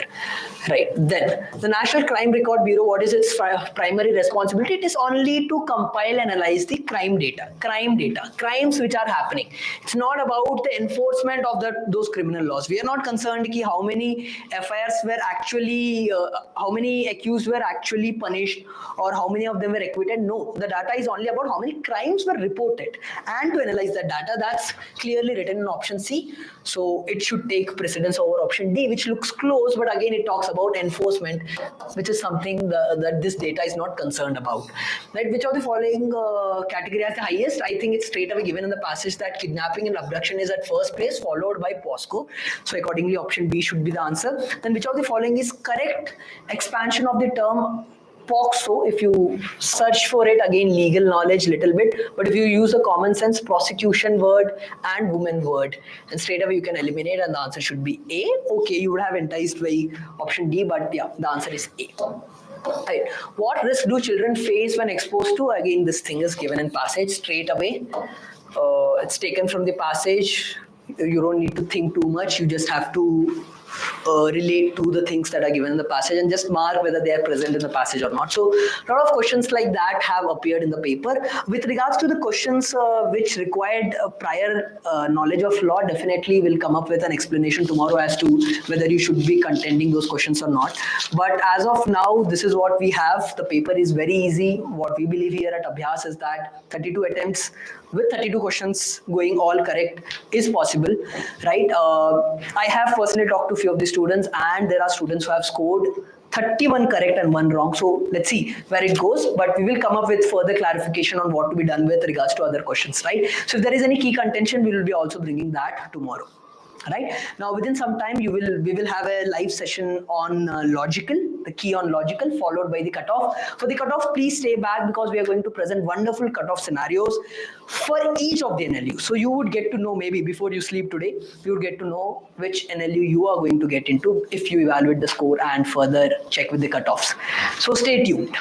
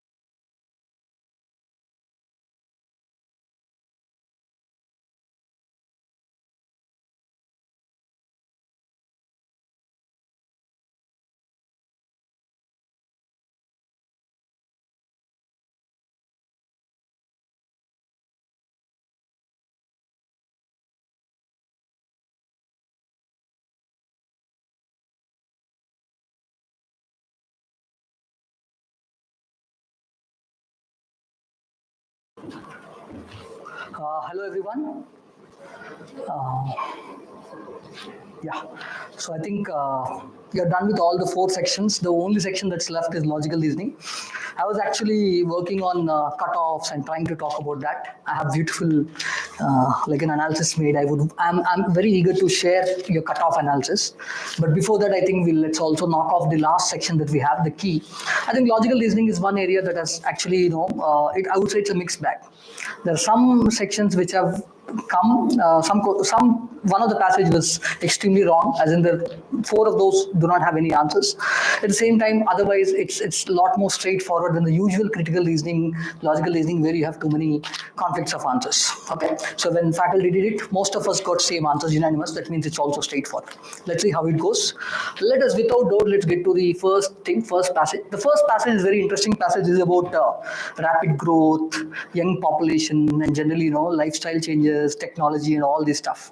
I think this is an example of, I keep telling students at ALP generally that you should always be smart about how to find an answer.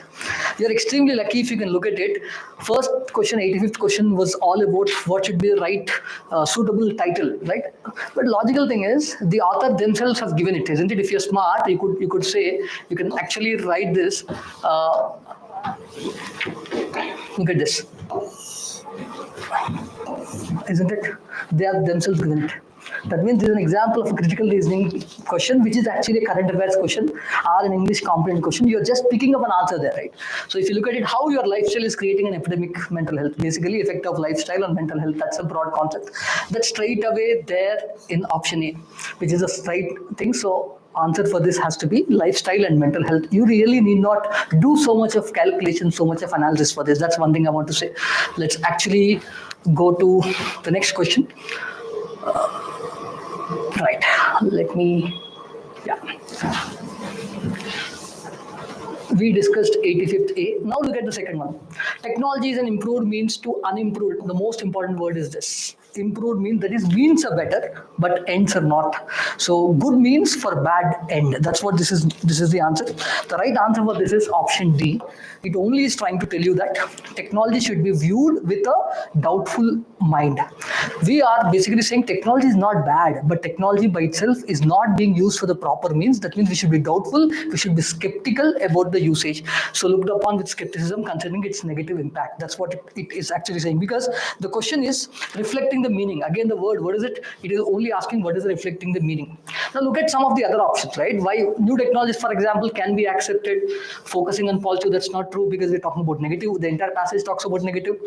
Create hindrance to the physical health of an individual, which is not directly connected to the passage at all. Third one is a result of new technologies, which is very much true, but the thing is, in this context, we have to kind of find an answer which says technology is not bad, but the effect of technology is bad. Whereas the option C and others try to kind of say, brush the entire technology as bad, which is not true. Hence, the right answer for this, we believe, is D. Right, let's go ahead to the next one, 87th question. I think every time I go to this, right, let me go to this 87th question. I think 85th we have discussed. Now 87th question, let us look at 87. 87th, what do we have here?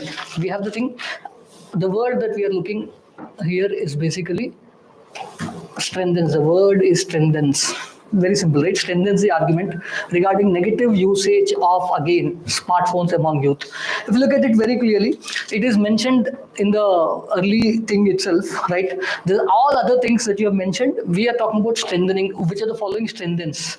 That means something that is not mentioned in the passage, but actually helps the author's argument. Author's argument is technology is actually affecting people badly, youth badly, lifestyle badly, mental health badly. That's what it is. So we have to look at something that helps that. In this case, the right answer is option A. Excessive use of smartphones may lead to weakened family relations.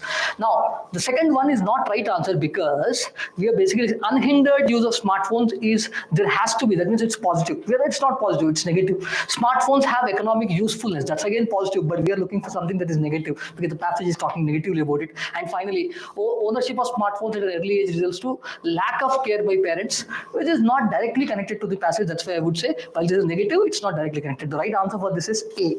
Now let's look at 88th question. Which of the following can be plausible solution? That is, plausible is a new word for some of you. Some of you don't have it in your vocabulary or lexicon. It means possible, nothing else.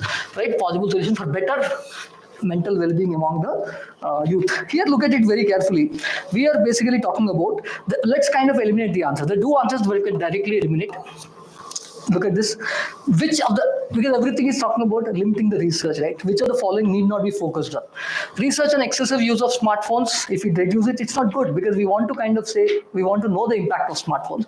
Similarly, widespread consumption of ultra processed food mentioned very clearly are bad. So these are two things we don't want to limit, we want it, right? And the next thing that we want to talk about is option A and option D.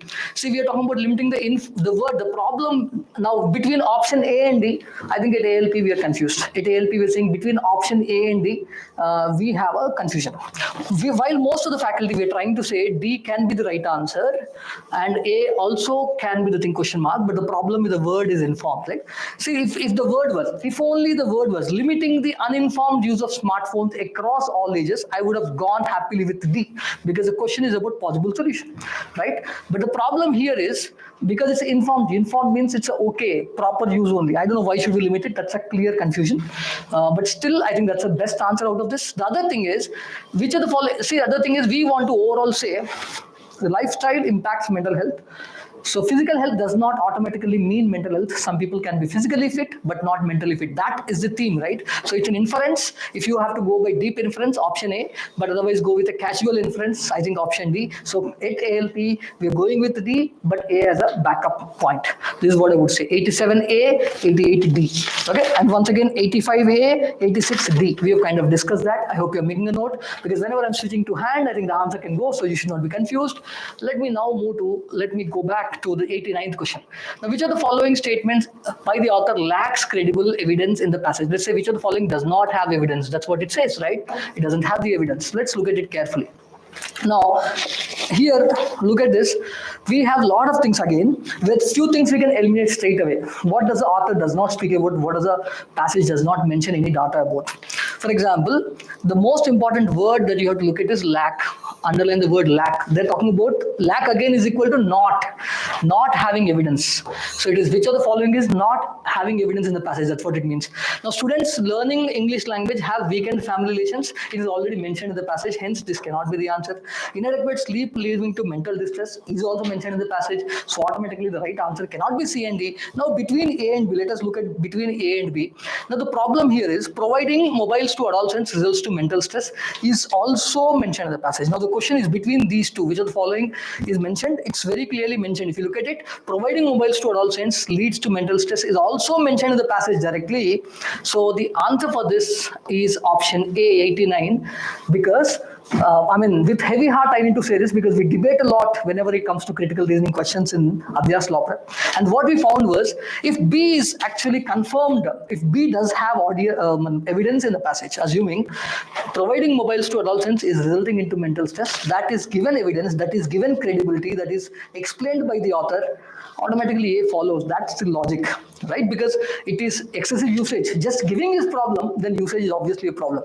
But the thing is, whenever we do CR, critical reasoning, also remember, we cannot go with an answer that we carry from outside. We have to look at what is there in the paragraph. Because these three are mentioned directly in the paragraph, you don't have a problem with evidence. Evidence is there. This is one thing that is not directly mentioned. Hence, there is no evidence. Hence, we have chosen 89th as A. Kindly understand that. Okay. Let us now go to the 90th question, guys.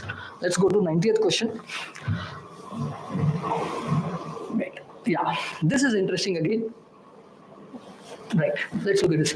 These gadgets are handed to adolescents, presumably more out of convenience. The most important word is more of the convenience than logic. The itself says that. And most suitable. That means positive again. Always look at, you can convert critical reasoning, like I say in classes. Always convert critical reasoning into some kind of mathematics also, right? It's talking about convenience more than logic, and more suitable. That means supporting only. We want something that supports. Look at which of the following is supporting. It's straightforward. Logic prevails over reasoning. All other things are not the right answers. Straight away, logic and benefits. A lot of times. I'm sorry. I think this is where we need to be careful. Yeah. Here you can see directly the right answer for this straight away is option C. Logic takes backseat over utility. That means whenever you're talking about convenience is utility. Parents find it easy. parents find it convenient to give phones to adolescents, to give phones to teenagers, to give phones to you guys, right, or anyone. So automatically at that time, logic is not working. The only thing that works is utility. Hence, and we want a supporting answer, most suitable answer. Hence, that's the right answer, right? Hence, others are not there. So we have with this, we have the key very clearly. We discussed 85th A, 86 D. I'm based on the set that I'm doing good. 87 A, 88 D with a question mark, but why not A, right? And 89, again, the right answer for this is A, and a 90, the answer is C. So with this, we complete the first passage. Yeah, the second passage, this is my favorite in this year's critical reasoning, logical reasoning set. I'm a CAT teacher, and as a CAT teacher, I always love whenever I get to see puzzles. It's been long time since CLAT has ever given some analytical reasoning kind of questions in logical reasoning set, and it's a nice thing. I hope many of you enjoy doing it. But I would say, in boot camp, I said this is a set, for example, that needs to be said lal salam for two reasons. We should have said lal salam as we discussed in the boot camp. As we discussed, this is not a question you need not attempt. Number one reason. Number one, first, this is a surprise. Whenever you have a surprise, it might sound easy, it might sound difficult. Don't touch it in the first round. That's one reason why I say lal salam. Second thing is, if you solve it, you would understand there is no lot of questions do not have answers, and it's ironical that they give a passage like this. They give you a set like this in logical reasoning, and instead of, they could have given it in quant, they could have given it in, I don't know, but there are a lot of mistakes in this. Let's look at this very beautifully. Next, this thing, I will actually solve this for you so that you have an understanding of what we're trying to do. It's very important. I'll try to mark it a little, because this entire thing, whenever we do puzzles, unlike critical reasoning, logical reasoning have to be dealt very differently. Understand this. In critical reasoning, you deal it in such a way that you are focused on paragraph, passage, options. No. In logical reasoning, in analytical reasoning, in puzzles, you are not doing that. In logical reasoning, you focused on data, very much like a quantitative aptitude, very much like a math. You're trying to understand, take the data, create a structure, create a table, and solve it. Now, because I'm not doing the exam in a paper, I'm doing it online, I'm doing the planning here. Otherwise, you have to do it only in the rough sheet as we discussed. But anyway, because this is a paragraph about 9 people sitting in a circle, left, right, and so, and most of the clues, because the 9 people, 9 different names, we don't know if all the 9 names we are able to come to a single structure. Some of them might have doubts. Let's see. But most of the clues start with Ram.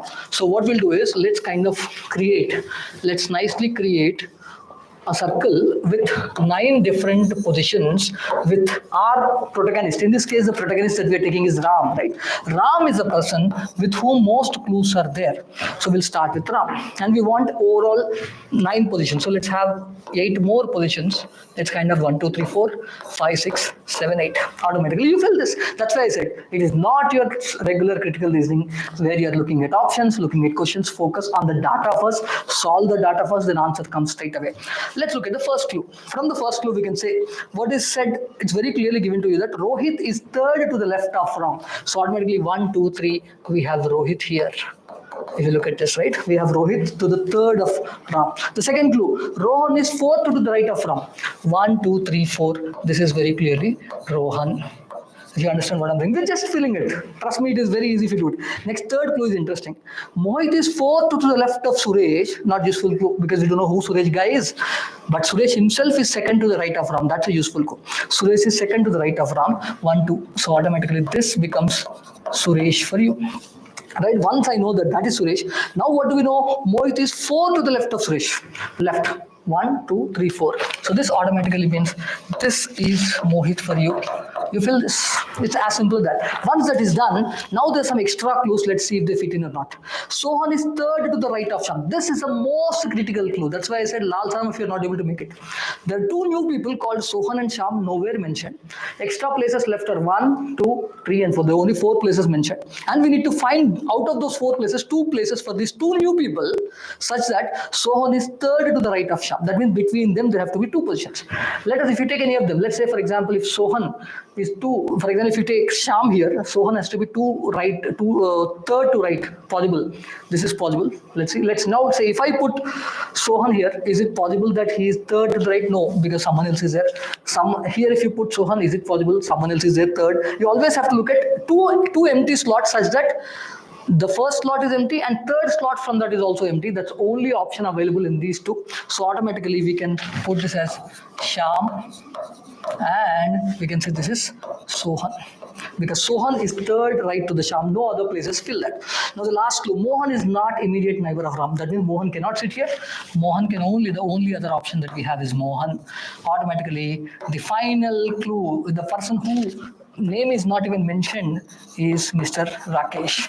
So automatically you have the answer here. This is a thing you can probably make a note. I mean, I think this will at least take 3 to 4 minutes. It is worth it. I would say it would have been a great thing. For those of you working hard, you would have said you worked hard, put 3, 4, 5 minutes in this.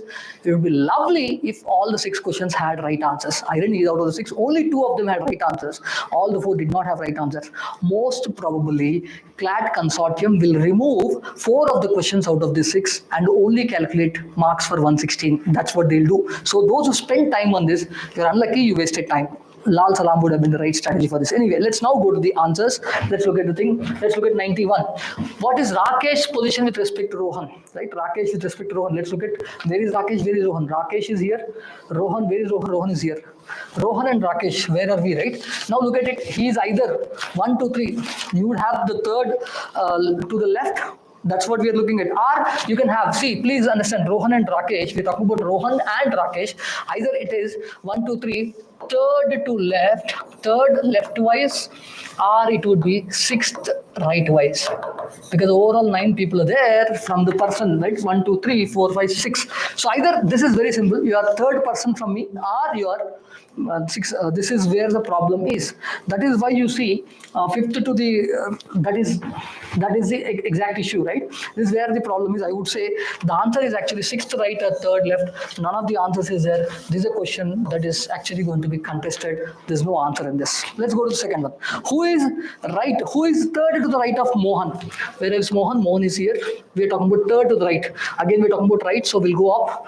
Right and left directions. If you're not comfortable, you have to assume you're sitting there. 1, 2, 3. The answer should have been Rohit. None of them are right answer, but the good thing is, luckily, who is third to the right of Mohan? They have put none of these. That's why it works. So only reason, whenever someone sets such kind of paper, the minimum thing they could do is put none of these everywhere, so that if there's no answer, you can pick it up. But only question that has right answer is D. None of these. Let's go to 93. Who is fifth to the right of Rohan? Who is fifth to the right of Rohan? Let's look at this carefully. Where is Rohan? Rohan is here, and we're talking again about right. So fifth, 1, 2, 3, 4, 5. This has to be Ram. The right answer for this is Ram, but the irony is there's no Ram answer here. So again, this is a question that is not having an answer here. The 4 such questions out of 6 which does not have an answer. That's why it's a humongous waste of time, large waste of time in doing this set. Let's go to 94. Who is second to the left of Rakesh? Who is second to the left of Rakesh? Let's look at Rakesh. Left, right, 1, 2. The right answer for this is actually Sohan. Where is Sohan again? There is no Sohan. Again, 94th question, there is no answer. That is the irony of this set. You see already so many questions, there is no right answer. 91, no right answer. 93, no right answer. 94, no right answer. 92, also no right answer, only because there's none of these we have an answer here. That's why this exam, sometimes a lot of you are believing, I think this is, when I do cutoffs, you'll understand more. But a lot of people are feeling that those who worked hard, those who kind of took the paper, they are unhappy that it did not yield results or something. Those who did not really prepare very hard paper looked easy. People who are attempting 70, 80, they're feeling good about it. But people who wanted to attempt 100 plus, people who wanted to get 80s, 90s, they're feeling bad about it. Remember, this is definitely a paper which is 1 notch higher than last year. Not very difficult, but definitely tedious than last year. With such and such surprises, mistakes and stuff, the cutoffs are bound to go down. And I'm going to explain that in a while from now. Let's go to the next thing. Now that we discussed 94, last 2 questions also let's discuss. Let me now go to next thing that we'll do is we'll go to 94 and let's do the next one, right? 94 is done, 95 and 96. Let's look at 95, guys, and 96. Let's see what do we have in 95. 95 says, who is to the immediate right of Mohit? I think the right answer for this is Sohan. Luckily, there's a right answer here. Lucky, there's a Sohan here, right answer. And the 96, who is to the third to the right of Sohan? It should have been Suresh. The answer is Suresh, but the irony is that answer is not there. Again, 96 is also wrong. So please understand, out of the 6 questions, there are 4 questions where there's no right answer. There are only 2 questions where there's right answer. And hence this is a set that should have been well left behind. That's what I would say as part of ALP faculty team. Okay, let's go ahead. Let's go to the next set, third passage. And the good thing is this time they've given 6 questions in all of the thing. It's not such a, that means the passages are also not all of them are long. For example, next passage, the 18th passage is actually very, very simple, very easy. For me, for someone like me, it looked very easy because I was an erstwhile McKinsey consultant. Someone worked in consulting industry. A lot of the answers came naturally to me. But I think even if you go by the logic of the passage, it's easy. It's about consultants, how consultants work with corporates, companies, what should they be doing, etc. Let's look at the passage and answers. Let me take you to the next passage, guys. This is all about consultants. So let's look at this. What do we have here? Right, we have this. Let me look at 97th question onwards. Let me see. Yes, what do we have here? 97. What is the primary responsibility of you being a company's efficient? What do you mean? Who is an efficient consultant? Let's understand this carefully. What happens whenever there's an efficient consultant? Automatically, the right answer for this is a consultant tries to do a lot of things, not one thing. All other things are talking about operations, employees, maintenance, specific things. But consultant helps in a lot of things. So all these things come in place. The right answer for this is 97. The right answer is A. Right? Let's look at 98, guys. Let's look at what's happening 98. Whom does consultant work closely with? Again, consultant logically works with all the set of people connected to the thing. And in this case, others are talking about specifics. So only customers, only vendors, only competitors. The right answer is someone who has a connection with everything. Answer is 98. The right answer is B. Higher management are various departments. Let's go to the 99th question. Let's look at what's happening here. Imagine yourself as a consultant, find what methods you will use to develop customized solutions, right? Again, look at it. Intuition guesswork? No, that's not going to work. A lot of you would have tried intuition today in the exam. That's not the right approach, right? Logical work should be there. Social media trends. I know it's fun to create. Yes, part of marketing strategy can be social media, but not the overall developing solutions. Random selection, no, right? See, this is a silly passage. It's an easy answer. Right answer for this is data analysis and strategies. Right, so let's go ahead. Let's look at the next thing. Let me go to the next. So 97A, 98B, 99D. Let me go to the next one. Let me go to the 100th question. Let's look at what do we have here. 100th question, guys. Yeah. Next. Let's see. Which of the following might a consultant optimize? The most important word is optimize. Optimize means save, efficiency, etc., etc. Now look at the words that we have.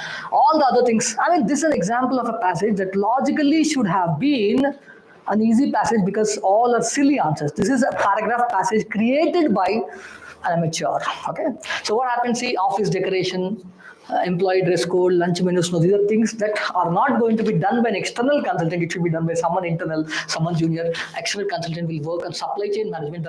There's a hint word in the passage also. The word that we have in the passage that you can focus on is logistics. Logistics being the hint word. It's there in the paragraph very clearly. In the middle, you can use that. The right answer for this is supply chain management. Let's now look at one question. Why is communication the most relevant thing for a consultant? Right?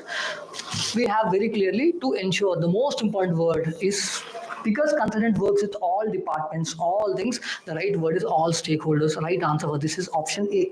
Like I said, this passage, you should have got all questions right. You cannot get even one question wrong. This is very important, right? So let's look at 102. What question we are talking about? What additional support might a consultant provide to help the team adapt to new process?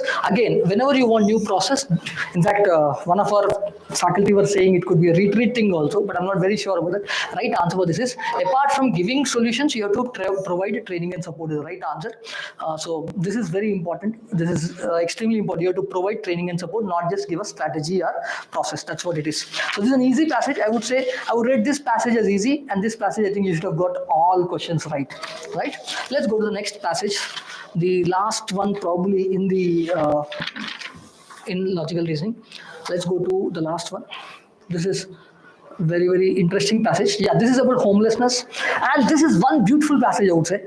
If I am in love with passages that have come in logical reasoning today, that is passage number 1 and passage number 4. Passage 2 is dirty, it's all mistakes. Passage 3 is beautiful, easy, but very easy. Passage 1 and 4 are interesting because there's some tricky, and passage 4 is my favorite when it comes to, as a teacher, 4 is my favorite because when I read this first time, it feels like homelessness is a problem that is not just there in poor countries, it's there in wealthy countries. That's the feel anyone who read it casually will get. But please understand, I don't know how the answers will come. A lot of times, people, exam sitters can decide what they want to say, but the goal is to say homelessness is not about money only. It's about, as in first world, second world, third world, developing countries and stuff. It's also about culture of that country. What is that? That's a broad concept. So let's look at this because it talks about US also having homelessness. Let's look at this carefully. Yes, let's look at the questions here. 103. Let's kind of look at 103, guys. Let's see, what do we have here? 103. Which of the following statements is true, right? The question is, which of the following statements is true? The right answer for this is actually, we would say, the word C is what we are trying to. In fact, all the above, why not all the above, is one of the things that we are debating with. Most probably, I'm telling you, CLAT might give as D also, but we believe the right answer for this is C because the word homelessness is thought about as third world problem. Third world problem. The problem with that word is entire paragraph is never mentioning about wealthy countries versus poor countries. It only says USA also it exists. That does not automatically say poor. They're talking more about cultural. That is very clearly mentioned. So let's kind of, the right answer for this is C according to us, but you need not be surprised if CLAT committee says D. Okay, let's look at 104. There are several causes for homelessness. Which of them is least likely? Underline the word least likely. Least likely means, I always, in boot camp, I told you, we have a concept called double negative, right? When you have some word like this, what it actually least likely means, which is not likely. And this has to be similarly saying not true, which of them is not true. That's what it is. Homelessness. The right answer for this is, if you look at it, most of the loss of job leads to homelessness. Substance abuse, drug abuse, proper. So again, A and D, which of them? These are the two things that we are worrying about: violence at home and proper health care, right? See, the word proper health care is a problematic thing here. Improper health care could have been a good word. Hence, we are saying violence at home. But again, I'm saying D is a question mark. Okay, violence at home leading to homelessness is not true. It can, but proper health care available is not a problem. That's the thing. So that's why we are saying 104A, but D can be there. Okay, let's go to the next set of questions, guys. Let's see. Yeah, 105. Yes, 105. Let's see. Yes, 105. Yeah, homelessness in case of mental illness. What does it mean? Let's kind of look at this, right? Let's see what do we have here. Homelessness in case of mental illness. What does it mean? It is basically, this is where we can say straight away all the above because all of them are directly connected to the passage which mentioned. Now let's look at 106. We don't have the 106th question here. Probably this is missing here. I think 106, the right answer is inadequate medical services. The spelling mistake also. I'm kind of writing it here. 106. The right answer is option D, inadequate medical services. Medical services. There's a mistake in the spelling also. It said medial services. Now that's too much of a picadillo to kind of pick up with CLAT committee, but that's the thing. Let's go to 107 now. 106, we discussed that. Let's look at 107, this thing.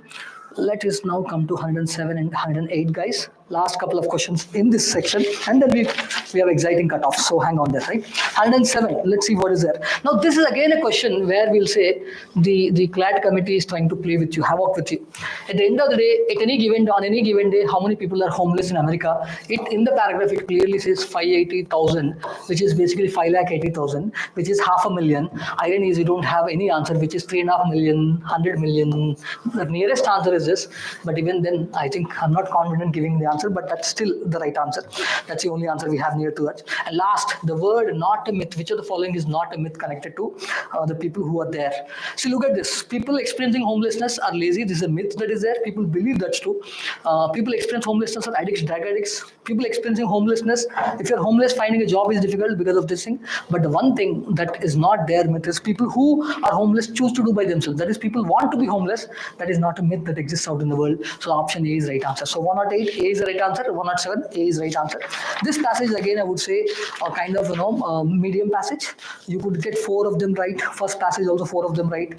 Third passage you could get all 6 right. Second passage, 1 passage you should have left well all alone. So this is where we end the logical reasoning part, and I think we will take a 5-minute break now, and we'll come back with final analysis, cutoffs, etc. So stay tuned.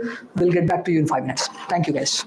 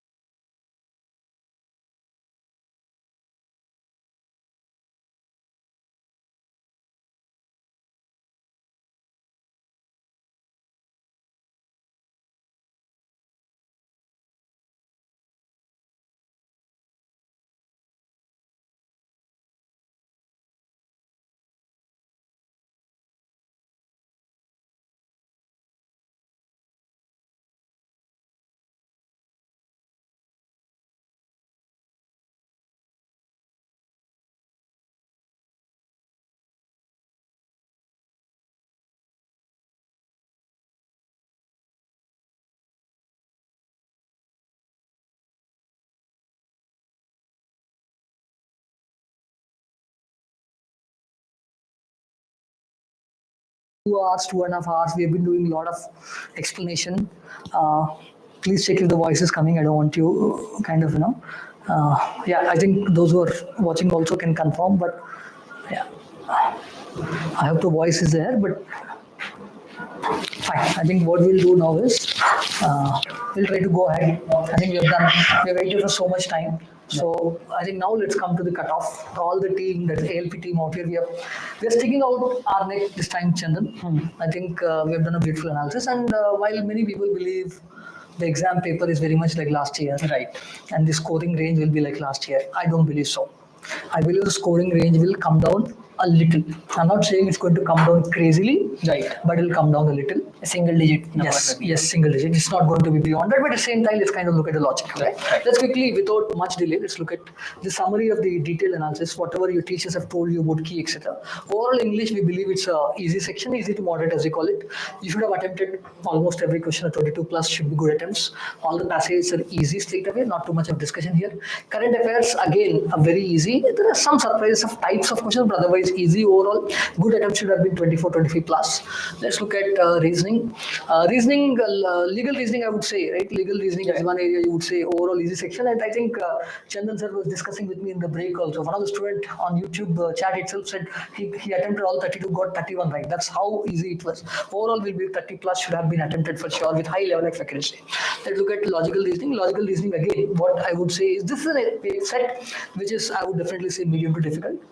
Reason being, one of them has come in a seating arrangement which was unexpected. That too with many wrong answers. I mean, I think that's the biggest shocker. I think many ALPMs also seems to have spent a lot of time there. That is not right. I've always told you, you should kind of give up the Lal Salam as a technique I've taught you. If they would have done their sanity would have been there. I think some people, I think when you spend a lot of time there, you would have lost your mind, and that also could affect. Most of the hardworking students would have found it difficult and they would have solved it, and it's a waste of time. Let's see, that would be affecting. I think that's one major effect. I'll tell you why on the cutoffs. Overall, this section I would say 18 plus, keeping that wrong questions in mind.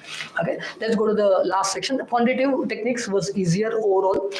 I think 9 plus would have been attempts. Couple of questions this time were there. This is what is about the summary, but I would actually, I'm sure you're already looking at, this is overall what we believe is there are a good number of attempts.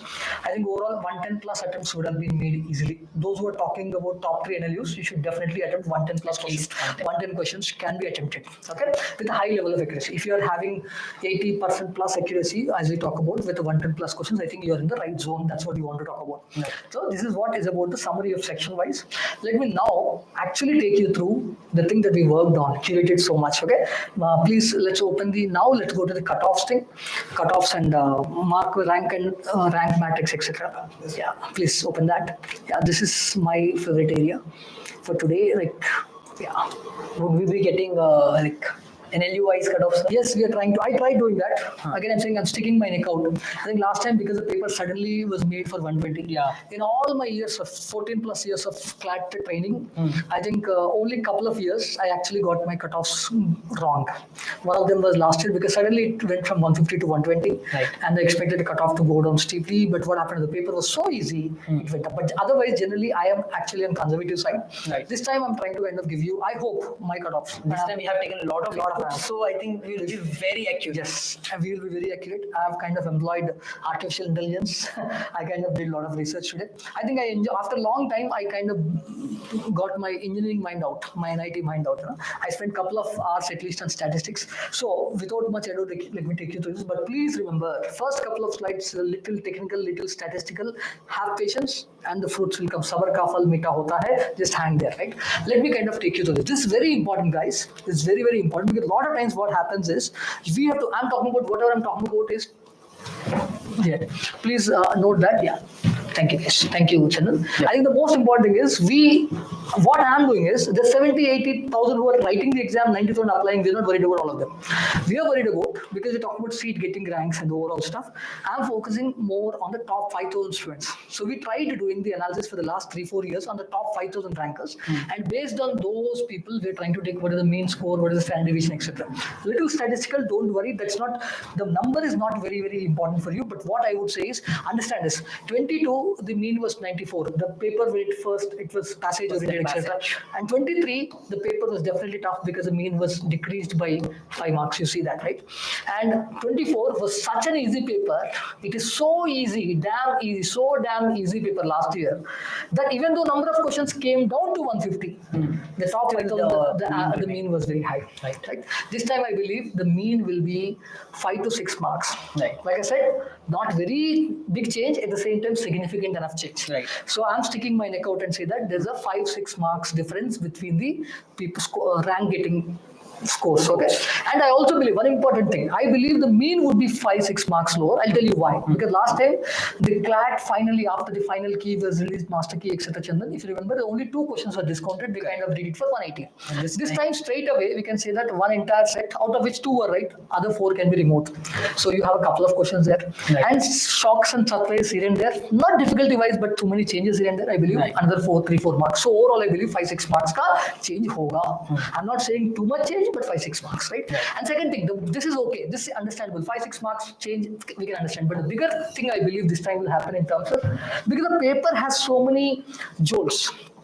Paper has so many dhakkas. Paper is easy, but because there's so many speed breakers, mistakes and stuff here and there, I think these standard deviation also will go down. Let me statistical does not matter to you. Only focus on what I'm trying to say. For example, now I'll take you to kind of explain this. What does it mean? Let me kind of take you through this very important graph. This is beautiful graph. Look at it. What happened last time? What happened was this is blue line that you see is CLAT 2024. See, you see this was say 90 marks. If you kind of look at it, right, somewhere near 90 marks, and between, if you kind of say 85 marks and 95 marks, I think close to 2000 people were there. What I'm trying to tell you is before 2024, I did all this research, Chandan, to kind of ask myself, why did I go wrong? Right. It so helped me to help students also. See, before that, if you can see, for example, this is about the top 5,000 people as we discussed, right? Right. This is 0.01, that is 1% of 5,000. This is 50. That means there are 50 people per mark. For every mark that is changing, the 50 people, then this means 100. To give you an idea, this is 150 and so on up. This is 250 people. Right. Now, if you look at it carefully, even in the old 2 years, that is 22 and 23, what happened was the highest density, that is more number of people at 1 mark, that is called highest density. Even there it is around 100, around 80, 100. Right. But last year what happened was that was around 250 almost. That means one rank was being taken by 250 people. 250 within 1 mark, 250 people, right? So that is why you see that's a high range. You see that's why last time lot of people were in that 90 marks range. Right. So between 85 and 95 there are 2,000 odd people there. Right. Within 10 marks there are 2,000 people in last year, CLAT 2024. Understand that. That's a huge factor that you have to keep in mind before I explain cutoffs. Whereas in the earlier years, same 2,000 people would have probably been there around 25-30 marks. The 25-30 marks would be needed to kind of accommodate 2,000 people. Right. Whereas 2,000 marks last time was only with 10 marks difference. Understand this? This is what standard deviation means, that 8.29, whatever it is. Right. Now what it means this time is I said cutoff will go down. Scores will go down by 5-6 marks, but also it will spread a little, the graph will spread a little.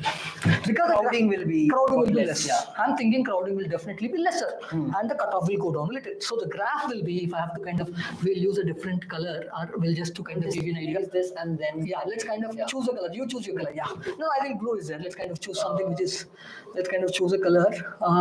Black. Green choose color. Green. Yellow choose. Green is also. Yellow choose color. Let's choose yellow. Yellow is not there, right? Right. I think the graph, if you have to just give you an idea, I think the graph will be this time something like this.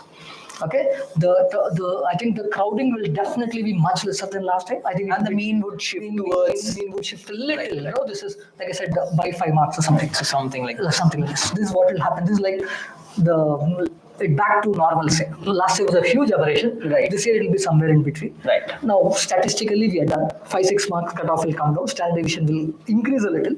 But what should it mean in terms of cutoffs for you? That's more important, right? Numbers. All the statistics will not mean anything, Chandan, if you're not able to help students. It's for our intellectual happiness. Right. But let's understand how it will help. So doing all this analysis I've given you, I think we have come to this number. I hope we'll be bang on, and I'll be happy to see after we get out. If you are as close to possible, please appreciate us and let's see what it means. Right? This is what we're trying to say. This is a rank marks matrix we made. Again, I said top 5,000 people. This is what we're making, guys. This is very, very important. Beyond beyond that, it doesn't really make sense. Right. So we kind of talk about this. Now, these are last 3 years and we have actuals and this is predicted. Right. We want this as compared to last year, if you look at it. The top score, we have the difference. I think, yeah, I need this. Yeah. Yeah, so you see, we had a difference of, I think, 4 marks. I think I'll just change the color. Yeah, I said what we have, Chandan, is, as I said, the mean score, which was around 90, 91, would come to 85, 86. Right. But the standard deviation also will bulge out. Right. So what happens is, the middle difference will be 5, 6, 7. The top difference will be a little less, bottom difference will be a little more. Yeah. So you see, top score, I believe, would be anywhere between 102, 103, 104 would be a top score this time. I think, I don't know, 102, 103 would looks like a couple of marks here and there. Yeah. I think last time 10 people crossed 104. This time I think more than 110 people will get. That is the idea. Last time 50th rank was around 100. That means there are 50 people who crossed 100. I think this time it will be around 96 marks. Okay, 95, 96 marks. Last time 95, 96 marks would have meant around 200 rank. This time I think 96 means top 50, top 60. That's what I mean. Yes, that's what it means. Right? General category, etc. We'll talk about NLU wise also. First, let's focus on rank matrix and marks. Right? So I believe by the time it comes to 291 marks would mean 200 rank this time. That's what I believe. And as you come down, I think we are talking about seat getting. So at the end of the day, I think probably I would end it here. Maybe if not first list overall, I think to 76. If say last time 85 was a seat getting mark, this time it would be 76 plus. So there's 8-9 marks. Like I said, 8-9 marks to the end. Please don't assume the cutoff is reduced by 8-9. Cutoff is reduced by 5-6. In the top, the difference is 3-4. In the middle, the difference is 5-6. And by the end, it will be 9 marks. I hope you're getting what I'm saying, right? The actual cutoff reduction is only 5-6 marks. But on the top, it will be 3-4 marks. On the bottom, it will be 8-9 marks. Right. So I believe this is what will happen in terms of distribution. So I believe 76 marks this time would be some NLU. Some NLU for sure. And if you're scoring, if you're trying to be in the top, if you ask me, if you're in the top, if you're 90 plus, you are in the top 3, top 4 NLUs. And that is what I would say as a first listing. This is what is a kind of sub. Definitely lower than last time, but not very low. Right. Definitely lower than last time, but not very. Because last time a 90 marks would have meant something like 1000 rank. Right. This time a 90 marks would mean something like 350, 400 rank. I want 350 rank, 400 rank. I understand that. That's the kind of difference we have. Someone who scored 80 marks last year would have been 5000 rank. Someone who scores 80 this time would be somewhere around 1500 to 2000 kg. So that is a very important thing I want you to kind of understand. This is what we're trying to kind of, that's a fundamental difference. I hope this gives you some clarity about what would happen. And when the actual key is announced and stuff, we'll know more. Yeah. Because what kind of discrepancies come out, etc. I hope this is very useful, guys. This is very, very useful, and keep this in mind. I hope you will love it. And I want Chandan, let's hit the bullseye this time. I hope.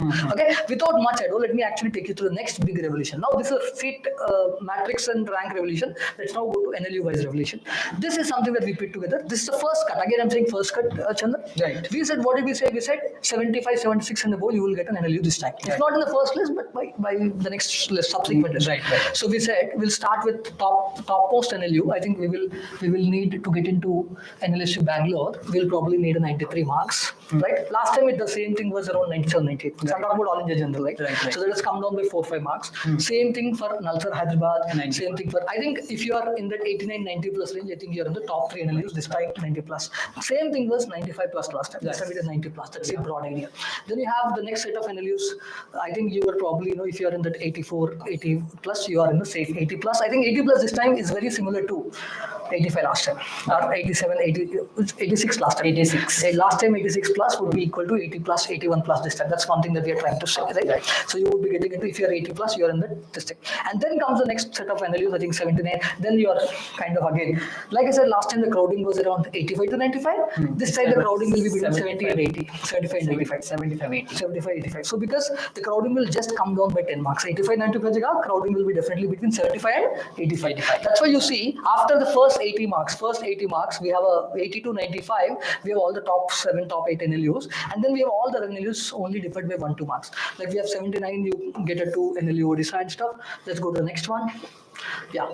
Next, you see all of the other ones are packed just between the few marks. Like I said, we have this, you see, 78 marks for Ranchi, Vizag, etc. and stuff. Again, I said this might not be first merit list only, but subsequent merit list. Because you're kind We'll of also have to take into account absolutely the other things. Yeah. I'm not talking about vacancies. Vacancies can go. Vacancies can go way beyond this. We also have to decide कि 120 होगा कि it will be out of 110. It will, definitely be out of 116 for sure. Because 4 questions are straight away wrong. We'll have to see more, right? But overall, out of 116 we're talking about. And hence, I would say, if not first merit list, third, fourth merit, we're talking about merit list. Right. Vacancies can go beyond, you and know that. There's no need. We're only talking about closing rank based on merit list. I think you are a 75 plus. I think this is equivalent to 85 plus last time. Someone who had a 84, 85 last time, you are 75, 76 this time. I think you're safe. I mean, in terms of getting NLU. If you want to get into top 3 NLUs, you needed a 95 to 98 last time. You need a 90 plus. 90 plus this time. That's what it means, right? Someone who wants to get into top 10 NLUs, last time you probably needed around 90. This time you're safe around 83, 80 plus. That is what I would want to kind of broadly say this. I think this should be helpful. This is day one cut analysis. I think more kind of details will come out. We actually definitely know. I think today is live. We have done this, Chandan. I think in the next few days, there are a lot of interesting things we are going to do. Right? You're going to send a video about what after CLAT. Right. We're going to also send, for example, GK tear down, something popular. Correct. We want to show GK where all it has come from, which particular passage, which question, which kind of area. I think we should be doing that for entire paper because a lot of similarities. I think you should do that. You should do that. Sure, we will plan one thing. If you want to say that. And I think we are also going to do. Today we have given the first cut based seat. College-wise NLU cutoff, marks cutoff, and rank-wise. Right. But now what we're going to do is for at least 3 NLUs, which are important from the context of Abhyaas LawPrep students. Right. One is NLSU Bangalore, number 1 NLU. Right. Nalsar because we are based out of Hyderabad, and Race NLU because a lot of our, So these 3 schools, what we're going to do is we'll probably kind of, we'll add more schools also. We'll probably releasing maybe 3-4 days from now, 1 week from now. I think you can all kind of, all students I would say, whichever question you have, and this category, this mark and stuff, keep posting, no problem. We'll try to answer. But more importantly, what I would say is hang on there. I think within the next 1 week, what you will do is you'll get a lot more video analysis. What we'll do is we'll do a NLU by NLU, NLU by analysis, category wise, and we'll do all that. So that you have an idea with this. This time, I'm content that will be a lot more closer to the actual things because we've done it scientifically. Correct. And I wish you the very best. Once again, I'm telling you. Particularly, we have seen it from ALPNs who worked hard, who were serious. They were a little unhappy because the paper had so many of these speed breakers unnecessary. Those who went casually, nonchalantly, not so serious, they were happy. Because they did 70-80 questions, kar diya, wo acha laga. They are feeling happy. But what they don't need is cutoff is high.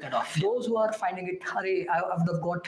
So I think you're safe. You have done 100 plus and 80 plus correct attempts. I think you are there if you want to get an NLU. If you want to get top NLU, I think it should be 110 attempts and 80% plus accuracy. Those were definitely targeting top 3. It should be 110 attempts and 80% accuracy. That's what it should be. 90. That's what it should be. That's what the goal would be. That's what I would say. So this is where we end the live analysis today. I think probably we'll kind of get into a lot more NLU wise, category wise analysis in the days to come. And first thing that will happen is Master Degree will come. I think Chandan and team will obviously put a video on questions to content with. That's what will happen. And then let's see. And probably within this week, let's talk about GK teardown. Let's talk about bringing multiple cutoffs for all the things. And then obviously also do what after CLAT. These are important, guys. Again, I'm telling you, my dear friends, you have given your best. Things are done. And anyone who's scoring in that 75-80 zone, you are safe. Don't worry about it. And those who are scoring 85 plus, very happy. You cannot keep your hopes like last time it was 100 for this thing 95 to 100. I need to know. I think last time 95 to 100 should mean somewhere around 90 plus this time. 88, 90 is good enough. Last time whatever was 85, this time it is 80. So relax. So that 5 to 7 marks difference will definitely happen, Chandan. That's my kind of prediction. And I've tried doing it scientifically, not just by hunch. Correct? So this will be a lot more closer than we imagine. And I don't know what others are saying. Others are probably saying it. We want to go scientifically. And I wish you the very best, my dear friends, from everyone at ALP, Abhyaas LawPrep. It was a tiring day. It was tiring for you. You completed your exam at 4. I think we completed our exam at 8:25. So we did our thing. I think we'll also retire for the day. But keep your questions coming. We'll take the questions. We'll try to keep answering your questions. Team will be there. We'll keep doing it. Once again, wish you the very best. With that, we come to the end of the session. Hope this was useful. We'll be bringing more useful videos in coming week. So stay tuned. Thank you. Good night. Have fun. Bye.